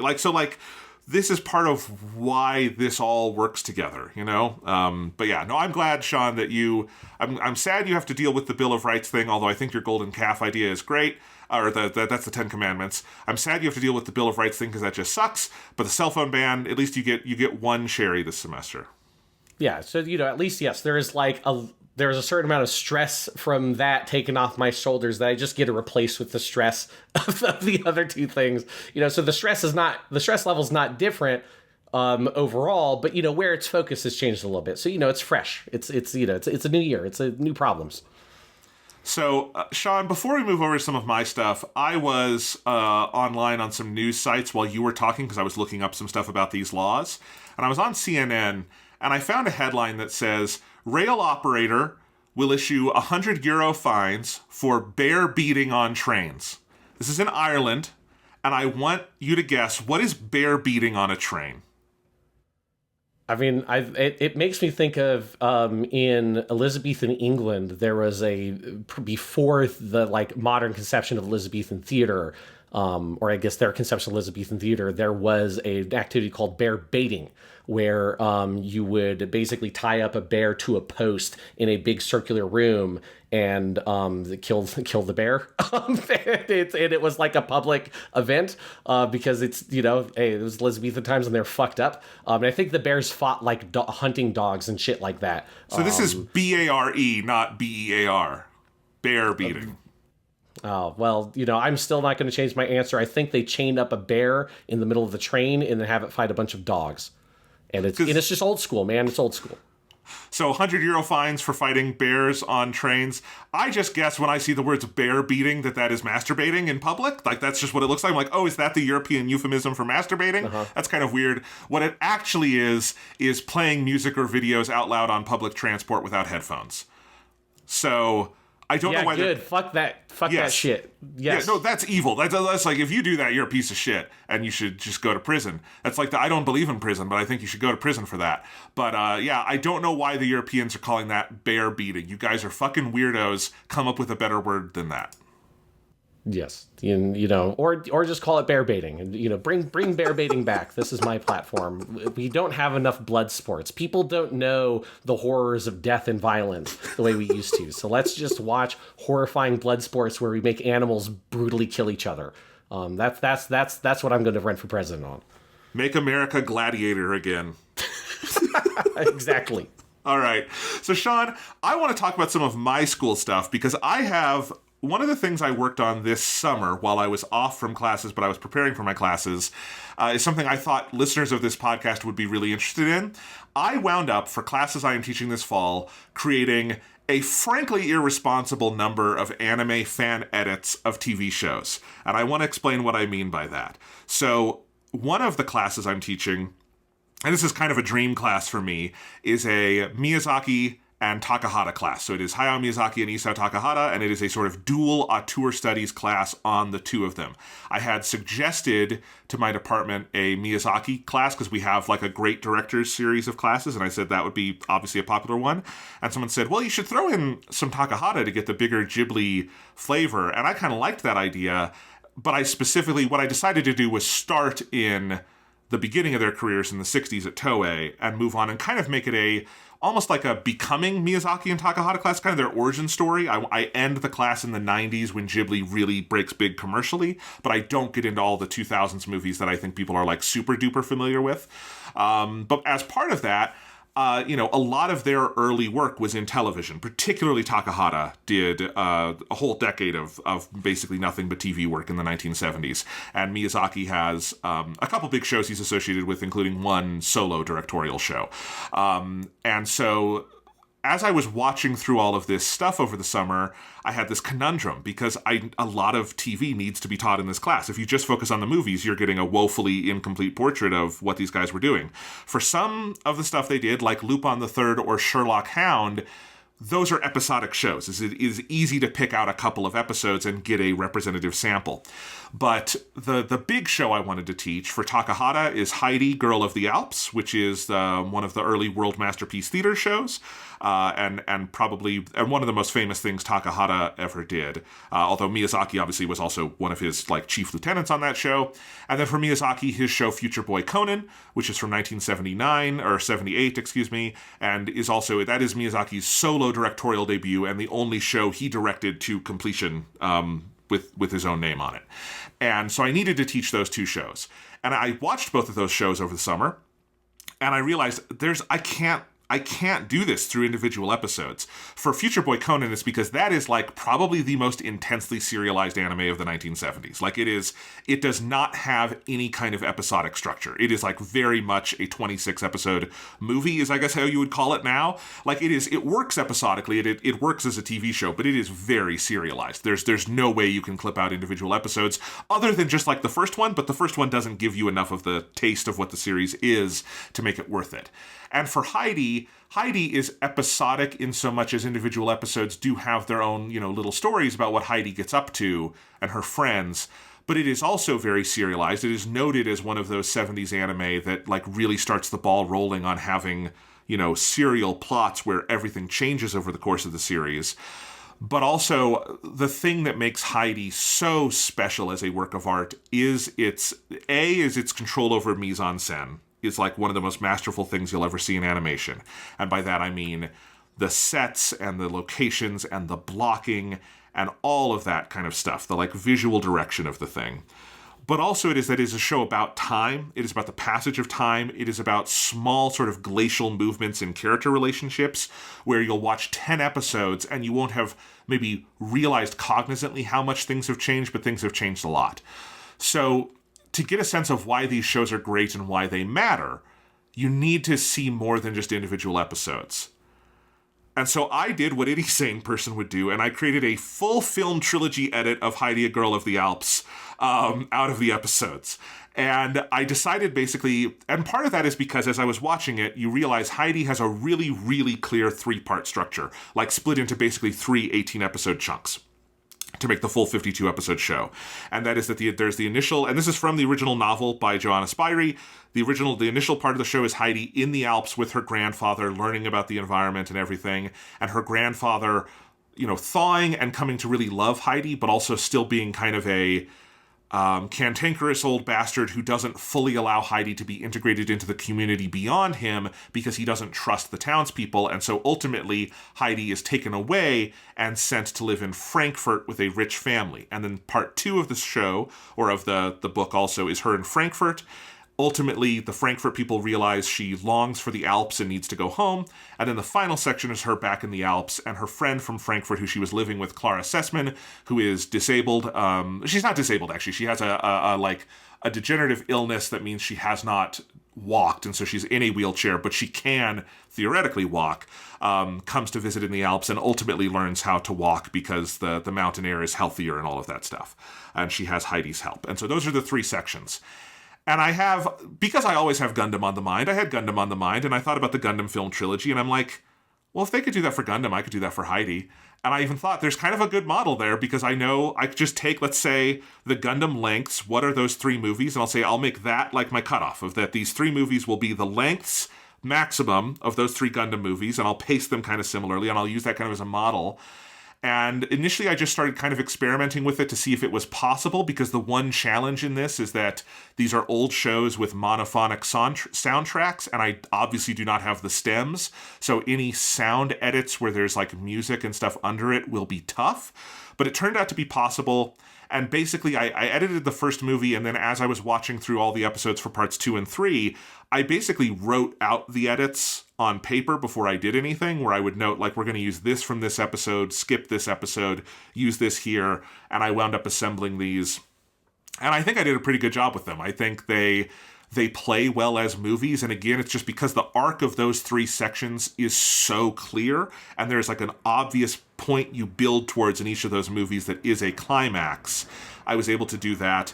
And I also basically took the lesson I think you learn from the Tomino Gundam compilation movies, which is you focus on individual episodes and full scenes, not trying to cut down existing scenes to fit into a different structure. You try to let, as much as possible, the episodes and scenes breathe to their full extent, to let it feel natural. And so that was, I love editing, just as one thing. I don't talk about that a lot on the show, but I spend a lot of time in Final Cut doing different fun little edits and things. And so I enjoy this kind of work. And I got very obsessed with it and created these 3. And it was a blast. And I am not at the point yet where we're going to be showing these, but that'll happen in a couple weeks. And I'm excited for my students to see them because, we would not have had time to watch all 52 episodes of Heidi Girl of the Alps in one semester. Yes. But I could make this a 2-week thing where we watch these 3 movies and we get a full sense of the scope. And also, hopefully, I'll put these up, for people to find online at some point. And I would hope they can be a pedagogical tool for other people too, because if you are not time crunched, I would recommend watching the whole show. But I think there are scenarios where having something like this is useful. And part of why I was thinking this also is because Heidi does have film compilations that have been done officially, but they're really bad. Like the initial one from the 70s, Takahata took his name off of because they basically took all 52 episodes and tried to do them in one 100-minute movie, and he's like, no thank you. And then there is an OVA in the 2000s that did all of it in 2 90-minute OVAs. And that also, I looked at these and just, they do not work. They only work as clip shows, and I didn't want to show a clip show. So that's what I did, and then after having gotten the bug bit by Heidi, I did it for other stuff as well. But I'll stop for just a second to see if you have any questions about this insane thing I did. No, I don't know if I have questions. That's fucking just crazy, Yeah. That's that's a lot. I mean, you should email whoever owns the rights to this in Japan and be like, hey, can I sell these to you? You just make a fucking Blu-ray or something, because you just did the professional work of editing the movies together. It's fun to kind of try to find, because what it became for me was a puzzle, because I basically, like I said, I would write the edit in its basic form out, and then I would put it on the timeline of like the episodes and scenes I knew I was using, but then I also knew what my like upper boundary of time was, and it was useful to have that, because if you don't have an upper boundary set, then you could just justify going like, well, it could be a 4-hour movie, and it shouldn't be. So then it became a puzzle of like, how do you get this down? What can be cut reasonably? What can you cut without like feeling like you're desecrating the original work? And I feel like I was able to toe that line pretty well with Heidi, particularly with having the 3 movies, and that structure just made it easy. But like there's some tough. There's a scene in movie 3 early on where there's a scene with all sort of the main characters, but there's a character there named Frau. Why am I forgetting her name? Fraulein Rottenmeier, who is like the evil housekeeper who lives in Frankfurt, and she comes with Clara to the Alps. But I wound up cutting down the section where she is there, so I kind of minimized her in film 3 because she felt like she was a film 2 character, and we'd kind of been done with her. And so there's one scene in particular where I needed to cut her out of the scene, and that one, the continuity is a little wonky, but it was like just finding like the exact frames where she is not in it, and like overlapping some dialogue and some stuff like that to make it work. But those are the kinds of fun challenges you get with something like this. And obviously, if you were making an actual compilation movie of this and you had access to the audio stems, you would have more freedom in the edit. And probably the roughest moments of these edits are ones where just like, I had to do wonky things with the audio, like fade out a song early and add that in. But there's kind of no getting around that with the resources that, I have as a consumer. You should just, do like, a really bad YouTube video and just put just create an insert song, pull some random J-pop song and just put it on there and just turn the volume really loud so it just overpowers the existing audio. Like you're watching a YouTube video trying to get past copyright scanners, Yeah. that it would work great, and also, did you take the opportunity to make it 4K 120 frames per second? Did you just like really do the whole 9 yards? No, it is 1080p, but it is 1080p 4:3. I did no filtering or anything to the video. In fact, I was very careful in converting the Blu-ray rips that I had into like as lossless as I could make it, basically, and then using the fan subs that I had and putting those on. So I was very respectful of that side of it. I did get to do a couple fun things, like on the theme songs and ending themes, and a couple other moments where it's music only. I did pull in the actual music tracks from the soundtrack because it just sounds so much better than what is on those old optical like mono soundtracks. So that was fun. But having done Heidi, I thought, well, now I need a real challenge. So I decided to do Future Boy Conan, which is so much harder because Future Boy Conan, again, is not episodic. I did Future Boy Conan as 2 movies, and this one I was not thinking I was going to do until I got to episode 13 of Future Boy Conan, the middle point of the series. And the way that episode ends, and it's actually the very beginning of 14, I went, well, that's the end of a movie. And I'm like, oh, fuck, I have to try this. And this is harder because with Future Boy Conan, movie 1 is something from episodes 1 through 13 is in all of them. So every episode is in there somewhere in one form or another. And for the second movie, I didn't use most of episodes 14 or 15, and there was a little bit near the end I cut, but still most of the episodes are in there. And so that one was way harder, and I think is a little wonkier as an edit because there's stuff like in movie 1, for instance, or like between the movies, like there's some major characters who I really had to minimize in movie 1 because most of their story happens in movie 2, and I needed the time in movie 1. I kind of went with, I had a very strong Lord of the Rings inspiration for this, thinking about how Peter Jackson and friends adapted the books of like, and they would say like, particularly in putting the theatrical cuts together, that like it always has to come back to Frodo and Sam. You have to keep that as the center, or else you'll get lost in subplots and stuff. And so for that first Conan half, it was like Conan and the other main characters, Lana, just like be militant on that is the focus, and that is what will get you down to a 2-hour cut of this thing. So that means like in movie 1, Captain Dice and I'm forgetting her name, the like female other lead of the movie. Anyway, one of the other main characters like couldn't be in that one a ton. It's just like enough to get like their plot function through, but then being able to open up in movie 2 because that's where they really start to have character development and have them in. But this one, yeah, was definitely an adventure to try to cut that down because because that show also, it's very serialized, but also particularly in the first half has a lot of like it's basically the first half of that show is one long chase sequence over 13 episodes, and there were a lot of like mini bosses and little like turns in it that I kind of had to like put down a little bit and like trim so that it felt more cohesive as a movie. The second one was fun because that one had a much clearer structure to me in the show of what to do. The one tough edit I realized I had to do is one of the most famous parts of Future Boy Conan is at the end. After they've seemingly defeated the villain Lepka comes back with this giant, very Miyazaki-esque airship that is called Giganto and comes back to fight. And they have a big final battle with Gigant. The problem is it plays, and this is again the Lord of the Rings thing, like the Scouring of the Shire, where the story has ended, but then it starts up again. And on TV, you can do that, because you can end an episode, come back next week, and the story starts up again. In a movie, as I edited this, not only would I not have had time, because it would have added an hour to the movie, but also like it just would have felt so wrong that I had to very carefully edit the Gigant plot out of this. But I think it works for its movie form. I feel bad because there's some really good animation in there, but it was the best I could do. There's also sort of a mini boss villain in the first half of the second movie, which is the section where they're on Lana's home island area. And there's sort of a bad guy there who I felt like for the sake, so it didn't feel like a villain was defeated halfway through the movie and then we kept going, had to kind of cut him out of the movie, and that involved some creative editing. But yeah, that one was the bigger challenge, and it felt like, the Heidi was like a Sudoku at medium difficulty, and then Future Boy Conan was like a Sudoku at hard difficulty, and I enjoyed it.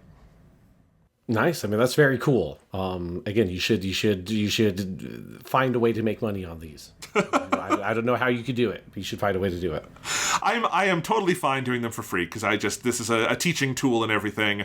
A couple more I made, though, for a separate class where I am teaching a media convergence class, which is basically about how video games, movies, and TV all converge in the 21st century. For the anime portion of that, we're doing a week on Sword Art Online, and I was trying to think of how to teach Sword Art Online, and I'm like, well, I've already edited 5 movies. I can edit a 6th movie. And so I decided to do a cut of the first half of the first season of Sword Art Online, so the Aincrad arc of Sword Art Online, those first 14 episodes. But here's the thing that if you've only seen the TV show, you might not know, is that the original Sword Art Online book that is Aincrad is basically the content of episode 1 of that show, and then episodes 10 to 14. And episodes 2 through 9 are all taken from later stories the author wrote that filled in some of the gaps. So I basically made an edit out of the show that was faithful to the original book, Sword Art Online, and that turned out to be roughly a nice, neat 2-hour movie that I think actually plays pretty well, because the show... It's actually an awkward thing in that show is that it doesn't make a lot of changes to kind of like smooth over the weird gaps where like this is actually where Asuna and Kirito meet, but in the show they've met 5 other times, but like you can actually just go to what was their canonical first meeting in the book and it works fine. So that one was actually very easy to put together because I just got the book out and kind of arranged it and it worked fine. And then I also, this is not really a movie edit, but I am showing some episodes of original Japanese Pokemon Pocket Monsters. And I picked, I think, what am I showing? It's episodes 1, 2, and 4, because that is where you meet Ash, Misty, Brock, those characters, and you get all of them.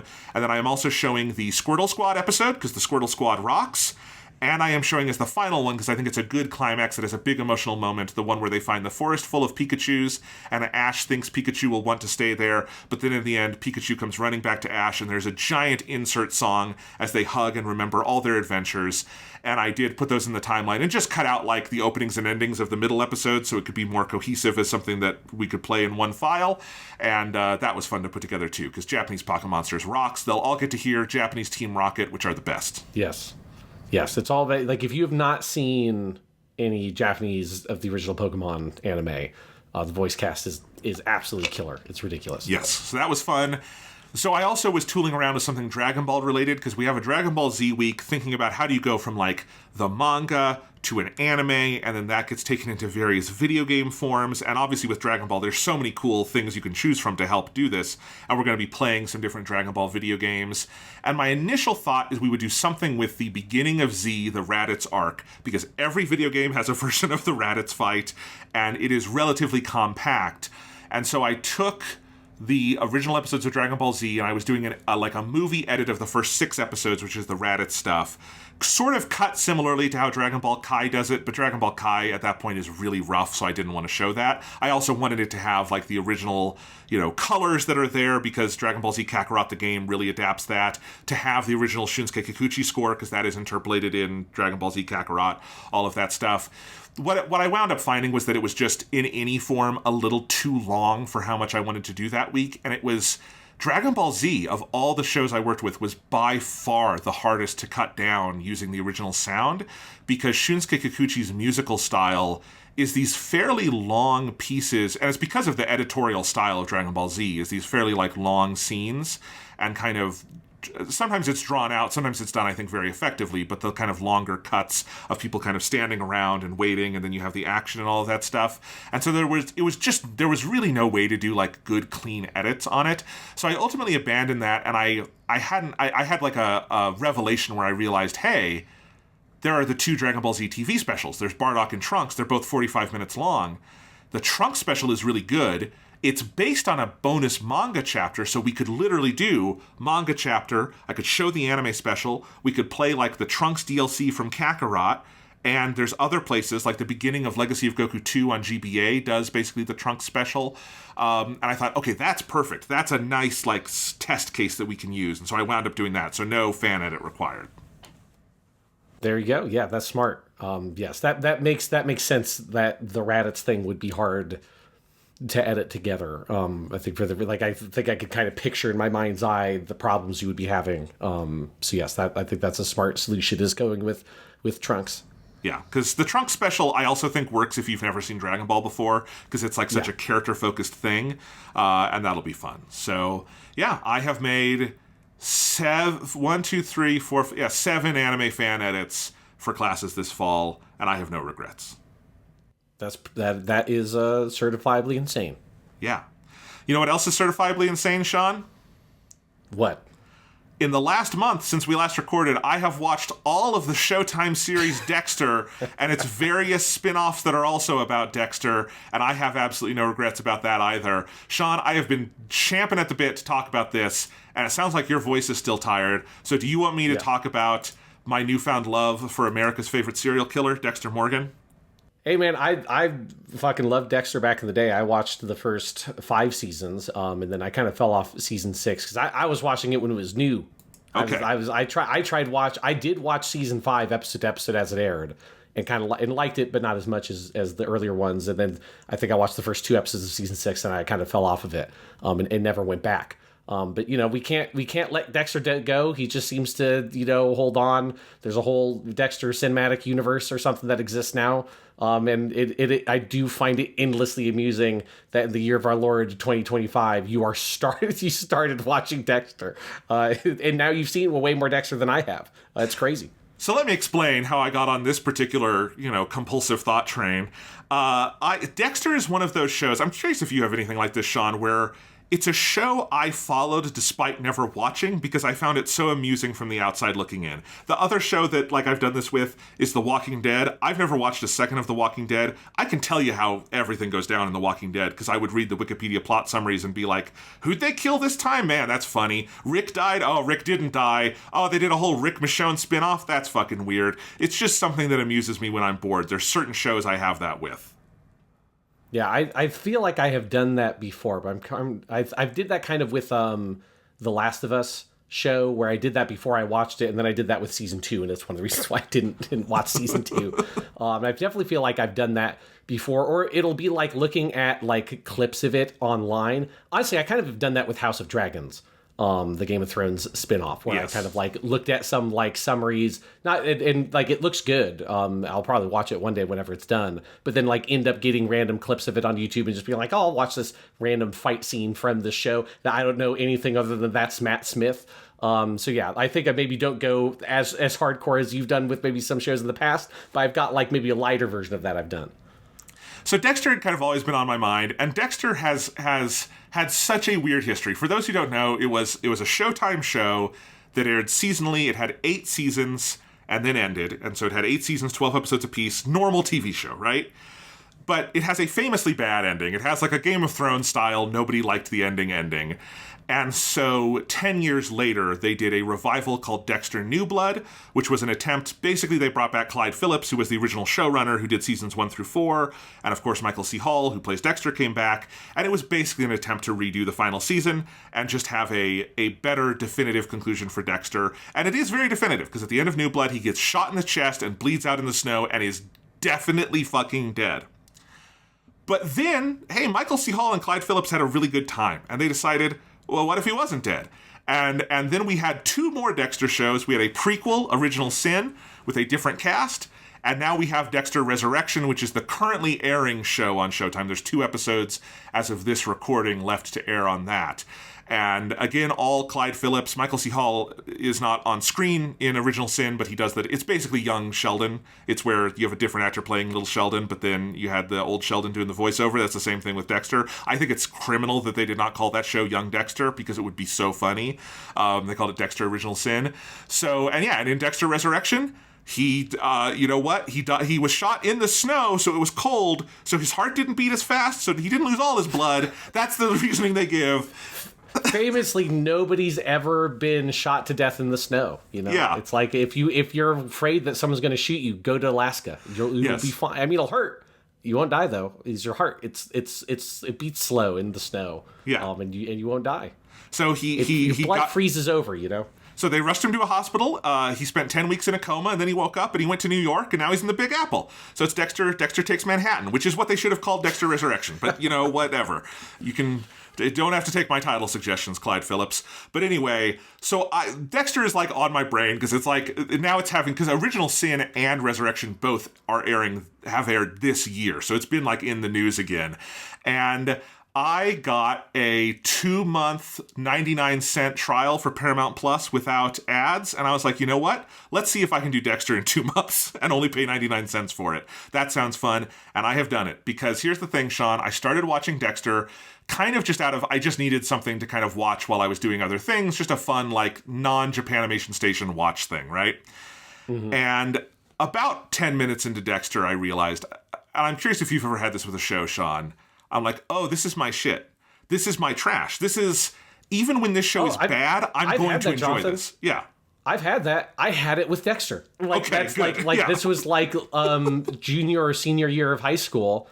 And I ended up seeing like an episode and being like, oh yeah, fuck yeah. This is like, it's like, it's violent, it's funny, it's weird. It's just kind of like an offbeat, off-kilter kind of show. It's got like sex stuff in it. It was like, yeah, fuck yeah. I was totally down for it. Well, and what I mean by that is that this is a show that, because I think Dexter frequently is genuinely very, very good. So like, I'm not putting it down there, but like, I realized quickly this is the kind of show that even when it gets bad, I will still enjoy watching it. And I think we all have a show like that, where like we have watched through the good times and the bad, right? And I was on board from the word go. And like my broad opinion on Dexter is probably similar to a lot of people's. I think seasons 1 through 4 are great. Like that's just great television. I also would say season 5 is like near that level. I think season 5 has some really good. That's the one. I'm going to spoil Dexter here for people because I was spoiled on all of it before I watched it. So who cares? But season 5 is the fallout of Rita, his wife, dying, and I think the way they handle that is very clever that season. And I think the whole plot with the Julia Stiles character is good. Season 6 is trash, but it is trash that has a plot line with Mos Def that's really good. And that part is worth watching season 6 for. Season 7 is great. I don't know what the fuck happened. They rallied. Season 7 has some really, really good guest stars. It has a really good plot line with Dexter and this like Russian mafia guy. And it has Yvonne Strahovski plays this like female serial killer who Dexter falls in love with. And that's the season where Deb, his sister, knows Dexter is a serial killer for the first time. And like season 7 feels like, oh my God, they're rallying. They're going to reach such a great ending. This is awesome. And then season 8 is one of the worst seasons of TV I've ever seen. It is truly, it's not just the ending where Dexter becomes a lumberjack. That whole season, it like keeps rebooting itself. Like the first 4 episodes are one plot, and then it's like, we're bored of that. We're start another plot. They get bored of that. They start another plot. They get bored of that, and then the show ends. And it's just, it honestly feels to me like that was a season where they kept in the writer's room getting phone calls of like, we're ending the show. All right, let's write an ending. And then they got other calls going, never mind, we're not ending the show. All right, let's change gears. And that it just feels like that season is like very bipolar on whether or not it is a final season or not. And then it ends with a very limp, like, he's a lumberjack now. If we want to do a revival, we can. But Deb is dead, and that sucks, because Deb was the best. So that's all bad. But then, like, the revival stuff is very good. New Blood, I think, is very good. I think its ending is rough because it feels, like, very rushed and kind of convoluted to try to do an ending that says something about Dexter, but I don't think it's the thing that season was actually saying. So I actually do much understand why Clyde Phillips and Michael C. Hall thought better of it later and were like, it was snow, put him in a coma and he'll come back and he's fine. And then I think Original Sin is shockingly good, the prequel. It basically just feels like seasons 1 to 4 Dexter, but with a different cast. It's very good. Patrick Gibson plays Dexter, and it is the closest I've ever seen to a live-action performance doing like a voice actor recast that is good. Like, think of like Steve Whitmire taking over for Jim Henson as Kermit, or in anime like Kanishi Kurita doing Lupin for Yasuo Yamada, where like it is clearly a different person, but you don't question for a second that it's the same character. But it's also not just a raw imitation. It is still an actual performance. I think Patrick Gibson gets there with Dexter, and I was like kind of blown away because you watch Dexter and you think Michael C. Hall is pretty irreplaceable, but they found a way to do it. And Original Sin is very good. But sadly, Original Sin, as of this recording, has been canceled, even though it was renewed, because the Paramount merger, new people came in and decided they only wanted Michael C. Hall, and I think that's short-sighted. There was more to do with Original Sin. And then Resurrection, I'm halfway through the season, and it is fucking bonkers. It is the weirdest season of Dexter by far so far, and I love it. It's so good. Peter Dinklage plays a rich dude who loves serial killers and has a serial killer museum, and he invites them all to dinner. And there's an episode where it is Dexter at a dinner with serial killers played by Kristen Ritter, Neil Patrick Harris, Eric Stonestreet, and David Dashmalian, the guy who was Polka Dot Man in Suicide Squad. And it is so weird and so bizarre, and I love it. Because here's the thing that I think when Dexter is bad, Dexter doesn't understand, which is that Dexter is a comedy. Dexter is a black comedy that has dramatic components, but it is at least 50%. It has to be like half and half. It can be very dramatic, but it has to be half comedy. I think Dexter Resurrection slips over into being more like 75% black comedy, but I am okay with that because Michael C. Hall is subtly really, really funny, and it is something that this show is good at when it remembers.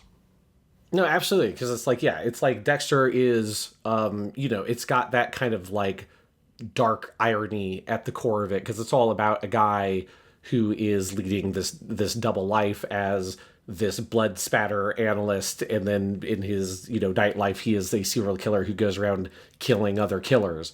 But it's like him trying to balance the like I'm raising these sort of like not foster kids or like step kids basically, even before they're married, and I trying to have this relationship, but at the same time I've got a dude strapped into a fucking like naked, strapped to like a table in the back in saran wrap, and I've got to make sure nobody goes in the room. Like there's just this sort of like this beautiful dark irony of the sort of deeply fucked up private inner life that Dexter has, and all the things he has to do to sort of like try to keep that in his public life separate. And yeah, I think there is like an inherent comedy to it that also has very dramatic elements, and the show also has very great dramatic moments as well. But yeah, I think comedy is like, from when I remember watching it, like a very fundamental part of what is enjoyable about the series, and seeing this sort of like madcap balancing of these two insane lives that Dexter has. Because I think one of the other things that like pushed me along through this watch, and part of that is also just I think Dexter, it's a very propulsive show. It is like very bingeable, all of that stuff. Like I think especially in the first 4 seasons, those seasons do such a good job building to their climaxes that you just want to keep watching. But like even when it gets bad in like season 6 and 8, what is fascinating to me is how it gets bad. Because I think if I had to draw the distinction between what distinguishes seasons 1 to 4 and then 5 to 8, and 1 to 4 is the original Clyde Phillips run, and then 5 to 8 it's 2 different showrunners, but 6 to 8 is a guy named Scott Buck. And I think what the second half of the show misses is the comedy. Like, I do think, like, when the second set of showrunners come in, I do think the number one thing they don't understand about the show is that half of it.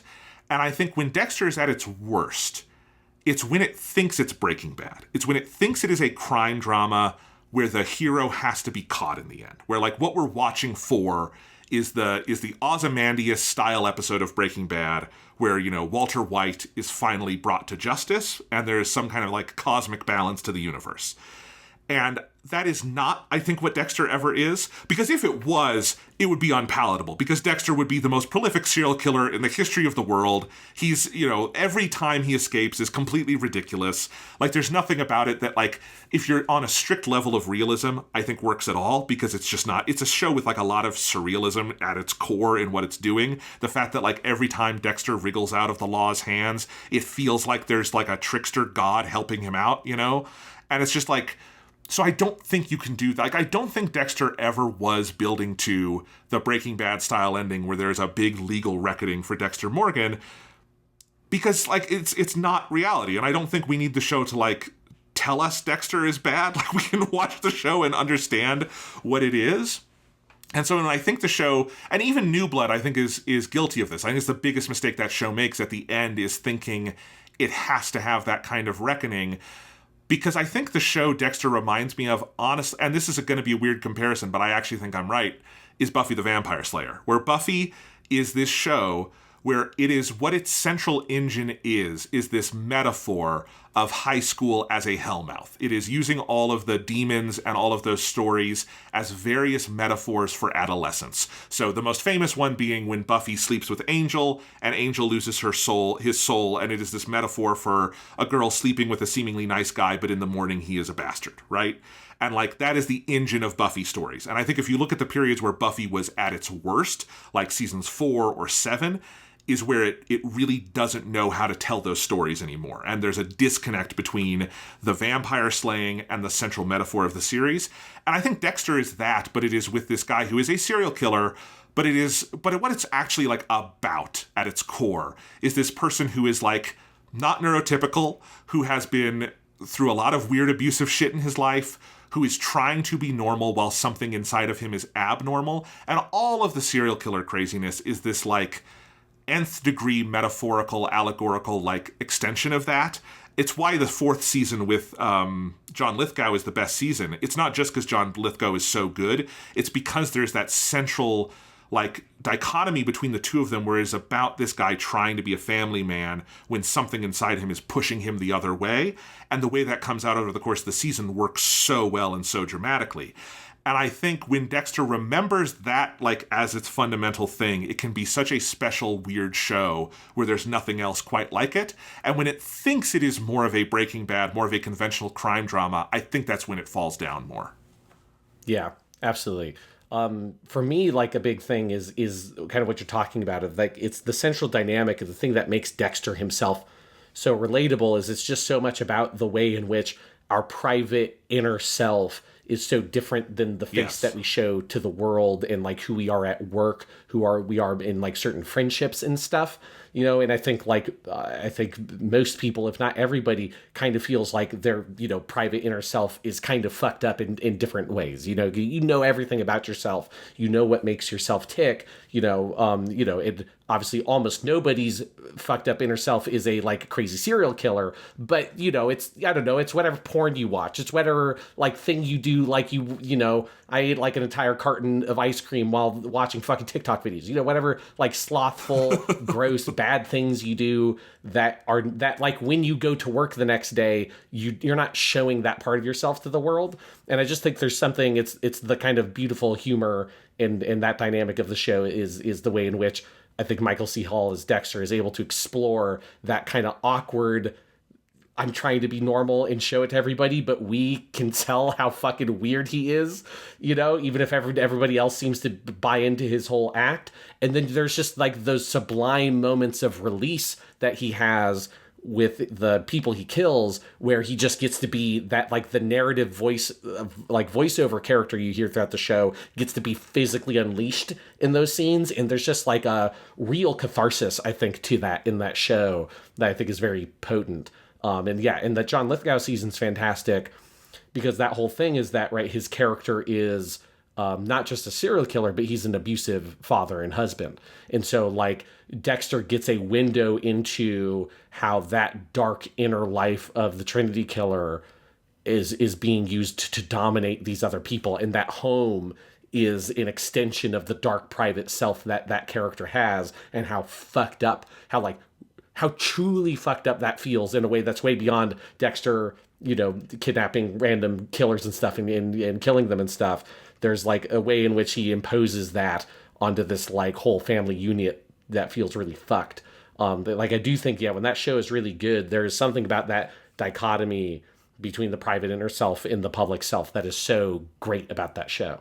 100%. And this is something that I think Resurrection, the current season, I feel like they've fully tapped back into it. Like, I think they've gotten back to that point of, like, understanding all of those dynamics in a very fun way. And I think New Blood also got that at its best. I think Original Sin does it really well with the younger Dexter, who's like, the metaphor they do in Original Sin that I actually think is pretty clever is basically they treat his first kills like him losing his virginity. like a sexual thing, like because he's at that age, right? But instead of being obsessed with like girls and sex, he's obsessed with killing people, and he goes on just an insane killing spree, much more than was intimated to us in like the flashbacks of the original show. But it's this like, you know, teenage guy who finally has sex and then can't get enough, and I think like that's the kind of thing that Dexter is good. That's the kind of story that show is built to tell. You know, I don't think what it's built to tell is like the morality play where Dexter gets caught. Like I just don't think it's that show. It's because also it plays on much more of like a comic book logic, where it's almost more like Batman or something, where like Batman only makes sense in a comic book world because only in a comic book world can you create the kinds of villains that Batman is a rational response to, right? It's the reason why the Chris Nolan realism approach does not make sense. That's the same thing with Dexter. Would someone who has serial killed 150 people in his life ever make sense in reality? Abso-fucking-lutely not. Just abhorrent. Especially a person who's doing all of that just in Miami. You know, right? He's not like moving around the country, throwing people off the trail. It's like, man, the death rate in Miami has to be fucking crazy. Because not only is he killing like hundreds of people, but all of the people he's killing are killing other people too, or most of them are killing other people. You know, some of them are maybe like rapists or kidnappers and stuff.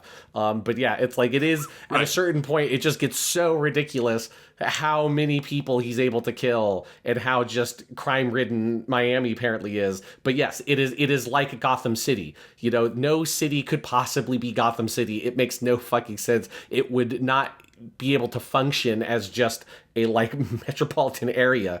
But you know, it is a vehicle to tell these very heightened stories. Exactly, because that's my point, is that, like, it only works because they're able to create the conditions by which Dexter makes sense as a character, which is why I think Resurrection, as silly as it is to have the whole, like, serial killer conference thing, it actually grounds the reality of the show more than trying to go in the other direction and do, like, the, you know, cops hot on his trail, which you need a little bit of, because you need an engine to get Dexter, you know, reactive, but, you know, you can't go too far with it, I think. So anyway, I'm enjoying the hell out of Dexter, and I think anyone who, like, fell off the original series, even if you didn't make it to the end, I would recommend watching the new stuff. Like, you do not actually have to have seen Season 8 to enjoy New Blood, and honestly, you don't need to have seen, I think, past, like, Season 4 to go watch Original Sin. And so this new stuff that's on Showtime is definitely worth watching. It's a lot of, like, it's Clyde Phillips and Michael C. Hall get what they're doing. And God, Michael C. Hall is so good. It almost like goes without saying, but like that character in that performance is just one of the best TV characters ever devised. It's the kind of character where even when the show is garbage around him, he's fun to watch. And if anything, he's gotten better with age. Like, I think there's something about like the current season Resurrection with a like mid-50s Dexter who has wrinkles and some age on his face, but is still talking to his dead dad. Like, I don't know. Michael C. Hall just makes that work, man. He's crazy. Yeah, and that you know, I'm very happy that you've watched it, because now you've seen one of my favorite weird scenes in the history of TV, which is in season 3, the Jamie Smith season, which I love that character.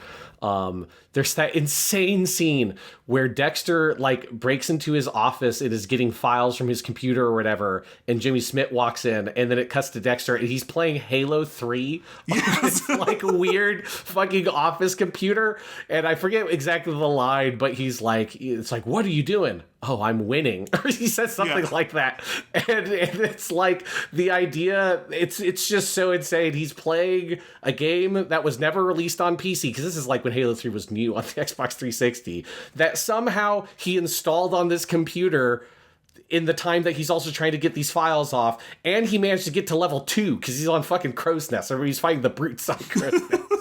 and he's like, you know, it is. I don't think it's ever intimated that Dexter plays video games or knows what a video game is before that scene. It is like every time I see a scene in a TV show or movie that does a weird video game thing, I always think back to that. It's like, none of them are as good as that, which is the most inexplicable, nobody on this set knows what a video game is scene ever. Like, just have him play fucking Minesweeper, dog. Like, why? Like, how did he get Halo 3 on this computer? How did he get to level 2? How did, like, I just remember thinking this like one of the most inexplicable video game appearances in the history of television.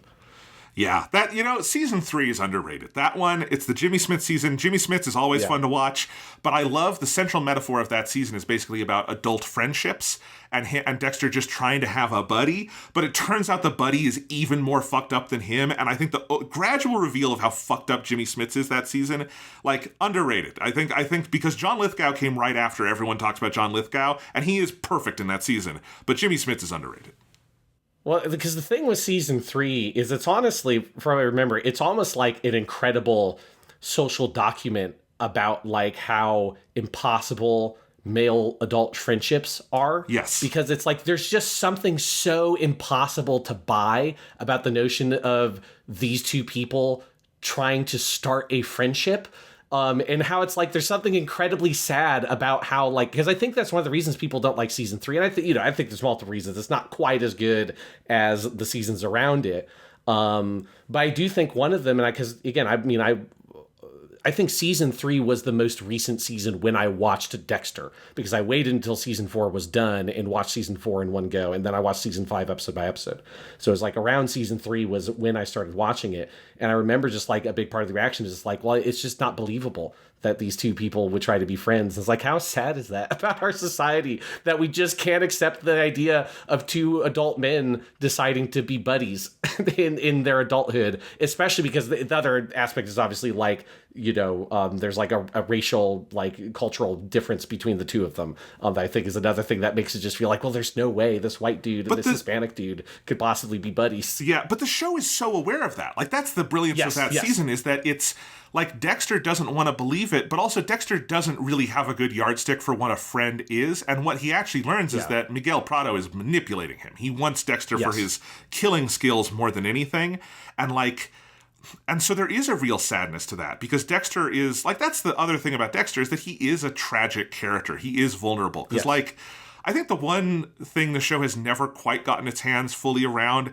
is what an evil, horrible thing Harry did in, not getting Dexter teaching there. The code, right. And all that stuff. Yeah. It's always, I think Original Sin does a little bit more with this. I think season 7 does a little bit more with this. But, it's never fully wanted to confront that Dexter isn't actually a psychopath. He isn't actually any of these things. He was a kid who was troubled, and then his dad, instead of getting him a therapist, taught him how to murder people. And so he's been on this crazy path his whole life, but he is someone who yearns for love and family and all of these things that, because of what his dad did, he could never do.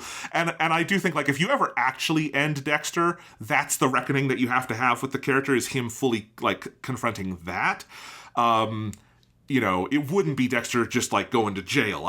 That's the thing you actually have to confront in the character, which they haven't ever fully done. Yeah, it's don't you hate it when, you maybe do show a little bit of a weird tendency as a kid, and your dad just assumes you're going to be a serial killer and there's no other path forward for you. And so he's well, if you're going to be a serial killer, I'm going to make sure you're a good serial killer. Yes. I'm not going to try to make you not a serial killer. It's yes, it is definitely a pretty big leap that Harry Morgan makes. It's yes. Well, there's just no other choice. I just gotta have you kill people the right way. I also appreciate their commitment to the bit, though, of that once they start using James Remar, instead of in flashbacks, but as Dexter's imagined dad he talks with, which is season 3 is actually where they start that, because seasons 1 and 2 have a flashback structure. But one, it is just a clever thing because Dexter is usually on his own in scenes and needs someone to talk to.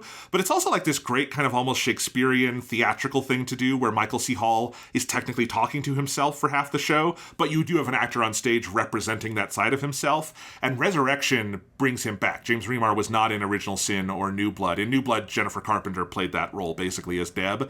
But there's something in Resurrection when James Remar comes back, and now he's a super old man, older than Harry ever was and all of that. And Dexter's just hi, Dad. And I'm yeah, this is my shit. I love this. Yeah, I do remember liking that dynamic in season 3 and 4 with James Remar's. Yeah, it's part of the humor of it. It's just the weird interactions with my phantom dad in my head. Yes. So Dexter, wild show. I've been having a lot of fun. It's great. Sean, what's a TV show or something or a game or whatever you can choose? What do you want to talk about? Well, I feel like you talked about kind of like your summer, which apparently was was editing anime movies and watching Dexter and all this. My I had a really healthy summer, was, Sean. I did nothing yeah. obsessive. I didn't watch any, media that maybe had a deleterious effect on my mind. I just had a very healthy summer. Yeah. Remember when you didn't know you had ADHD? Shut up. What spirited times those were. So a big project I did this summer is I reread through the Berserk manga, and pretty early in that process, that also made me start replaying Dark Souls 1, and I was like, man, Dark Souls is really good. And I have since played through Dark Souls 2. I have played through Dark Souls 3.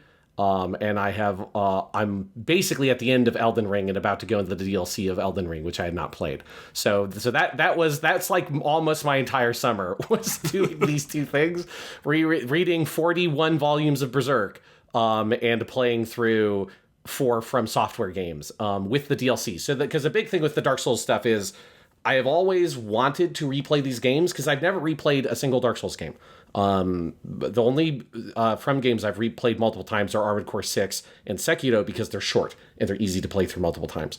But Dark Souls are much bigger games, and I've always wanted to go back and play a different character type in those games because they're big RPGs. There's all these different types of characters you can play as, but I've only ever played through them once.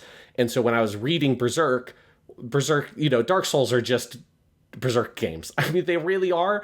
It's very funny when you're reading Berserk and playing through the Dark Souls games at the same time, how many enemies are just, and like armor designs and stuff like that, are just fucking things from Dark Souls, from Berserk. I mean, all the way through Dark Souls 3 has 2 enemies that are like, if the Mira estate was especially litigious, could have like a legitimate case where there's these guys who are like priests that are in like these big dudes with priests with these big flat hats, which are just the bad guy from the Tower of Conviction arc. I forget what his name is, but he's like the crazy priest dude who has a big book and he crushes a guy's skull with the book. And that is an attack that those enemies have in Dark Souls 3. There is also giant big wolf monsters that are the Sullivan beasts about halfway through Dark Souls 3 that are just Guts' rage wolf like vision he has when he gets the Berserker armor, and it's just that design. I mean, it is exactly that design. It's pretty crazy how much it is.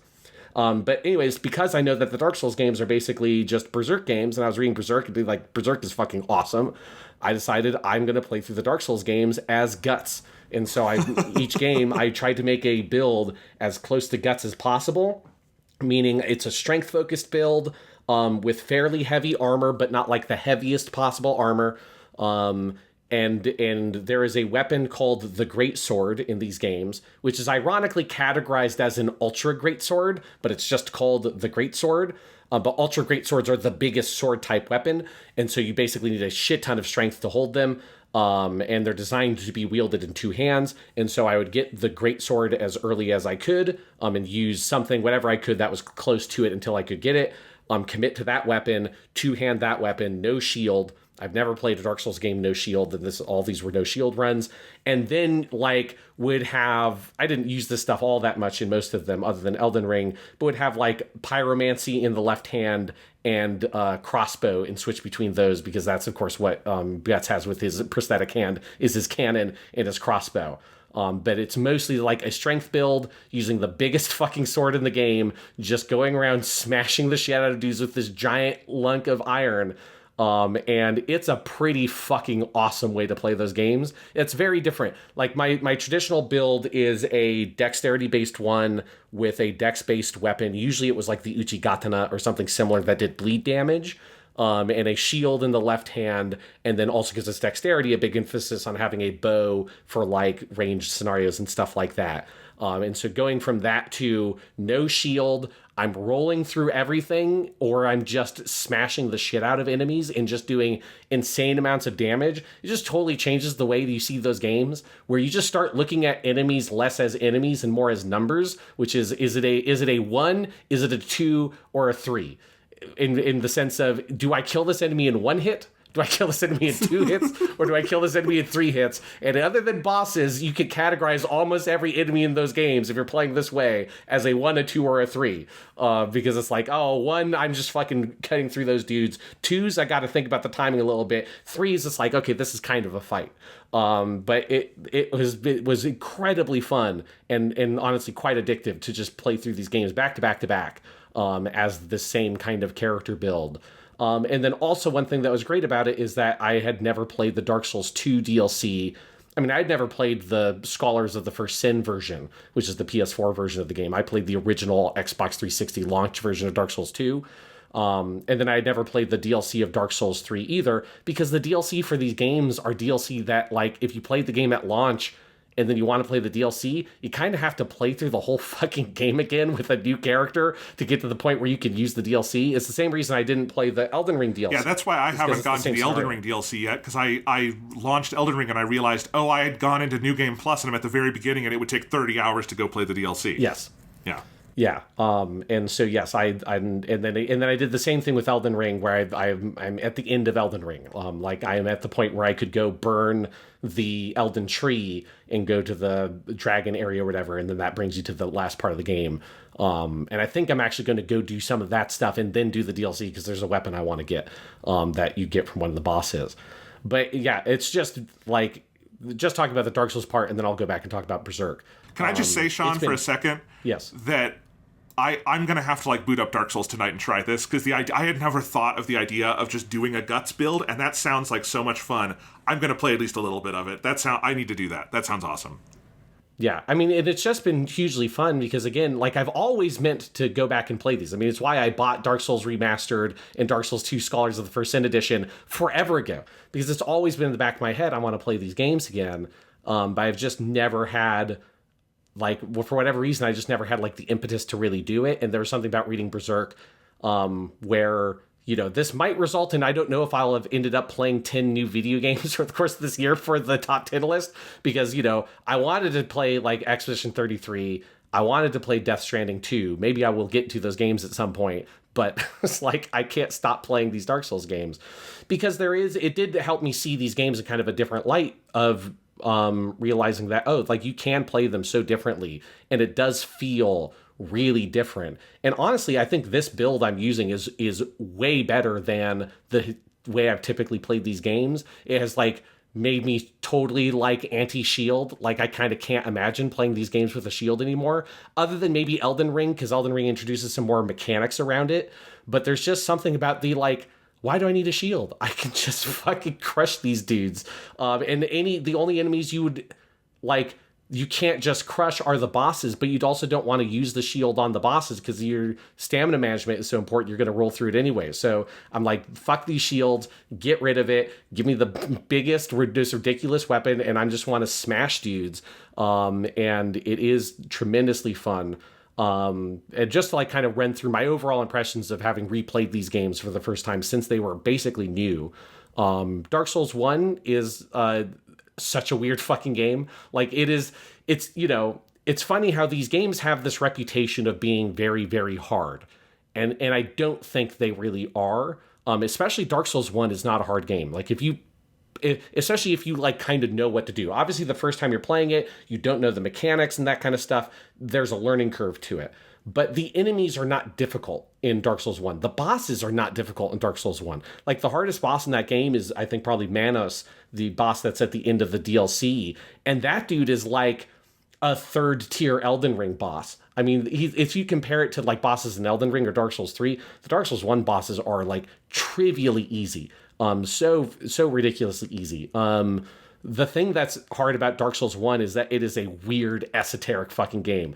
By the standards of, if you're used to playing the more modern ones, Dark Souls 1 is so weird and has so much weird, strange bullshit in it. There's so many more hidden walls. What's behind those walls are way more important. It's a game that fucks with you so much more. Blighttown is one of the most aggressively anti-player areas in any video game ever. You can't see fucking anything. There's traps everywhere. You're constantly poisoned. When you're at the bottom of it, you're in a just swamp that slows your movement so much. It's just such a aggressive area against the player. it is so hilarious how impossible it is accessing that DLC unless you look it up, where it's like you have to go to an optional area, defeat a big monster in an optional area, that then drops a summon sign to summon a character, that then once you summon and talk to that character in another area 20 hours later, there's an optional enemy that if you kill, you can then go back to not where the optional character connected to the DLC originally appeared, but you have to go behind the lake where they originally were, off to the side, and there's another optional enemy to kill there, that then drops that NPC again, that you have to make sure you don't swing twice or you will hit and kill that NPC after they drop out of the enemy, and talk to them, and then that gets you to the DLC. It's like so insane. There's so much shit in that game that like I just did not really remember because I haven't played it since like 2011 or so. And so that was very funny to just go back to that game and realize, right, this game was not all that hard because of the like combat. It's hard because of how oppressive and esoteric its design is. And there's something very interesting about that because those games have become much more player friendly in those ways. Like they don't hide things behind hidden walls as much. They're not as confusing about where to go or what you're supposed to do. But that like original Dark Souls game, it's pretty esoteric, but that's something that makes it very fun to revisit. Dark Souls 2 is the weakest of these. I think Dark Souls 2 is still my least favorite of them, but I do think Dark Souls 2 is still quite a good game. Particularly the DLC is great. I think all three of the DLC areas are really, really good in Dark Souls 2. And there's like some ideas in Dark Souls 2 that are fun that I think Elden Ring picks up. There's like a destructibility to the world where like there's a lot more elements of the environment, like stone walls that can get smashed by giant enemies and stuff like that. Doors that can be broken down by enemies and things that Elden Ring takes up a lot of those mechanics again. The vibes of Dark Souls 2 with like the hub area of Majula that people come back to, and how much more involved the character side quests are and how much clearer the character side quests are is a clear precursor to Elden Ring, which goes much further in that direction. And so there's a lot of stuff about Dark Souls 2 that's interesting to revisit. It just has the unfortunate reality of a lot of the bosses are not very good for most of the game. And then it's got some really poor mechanical choices around the game feel that are just awkward. Things take too long to do. There is, talking about esoteric bullshit, the most esoteric thing in any Dark Souls game is probably the agility stat in Dark Souls 2, which is a stat that determines the speed at which you drink items, the speed at which you block, and then also the number of invincibility frames you have in your roll. So how good your roll is at dodging things. And I think there's a couple of other animations that it speeds up.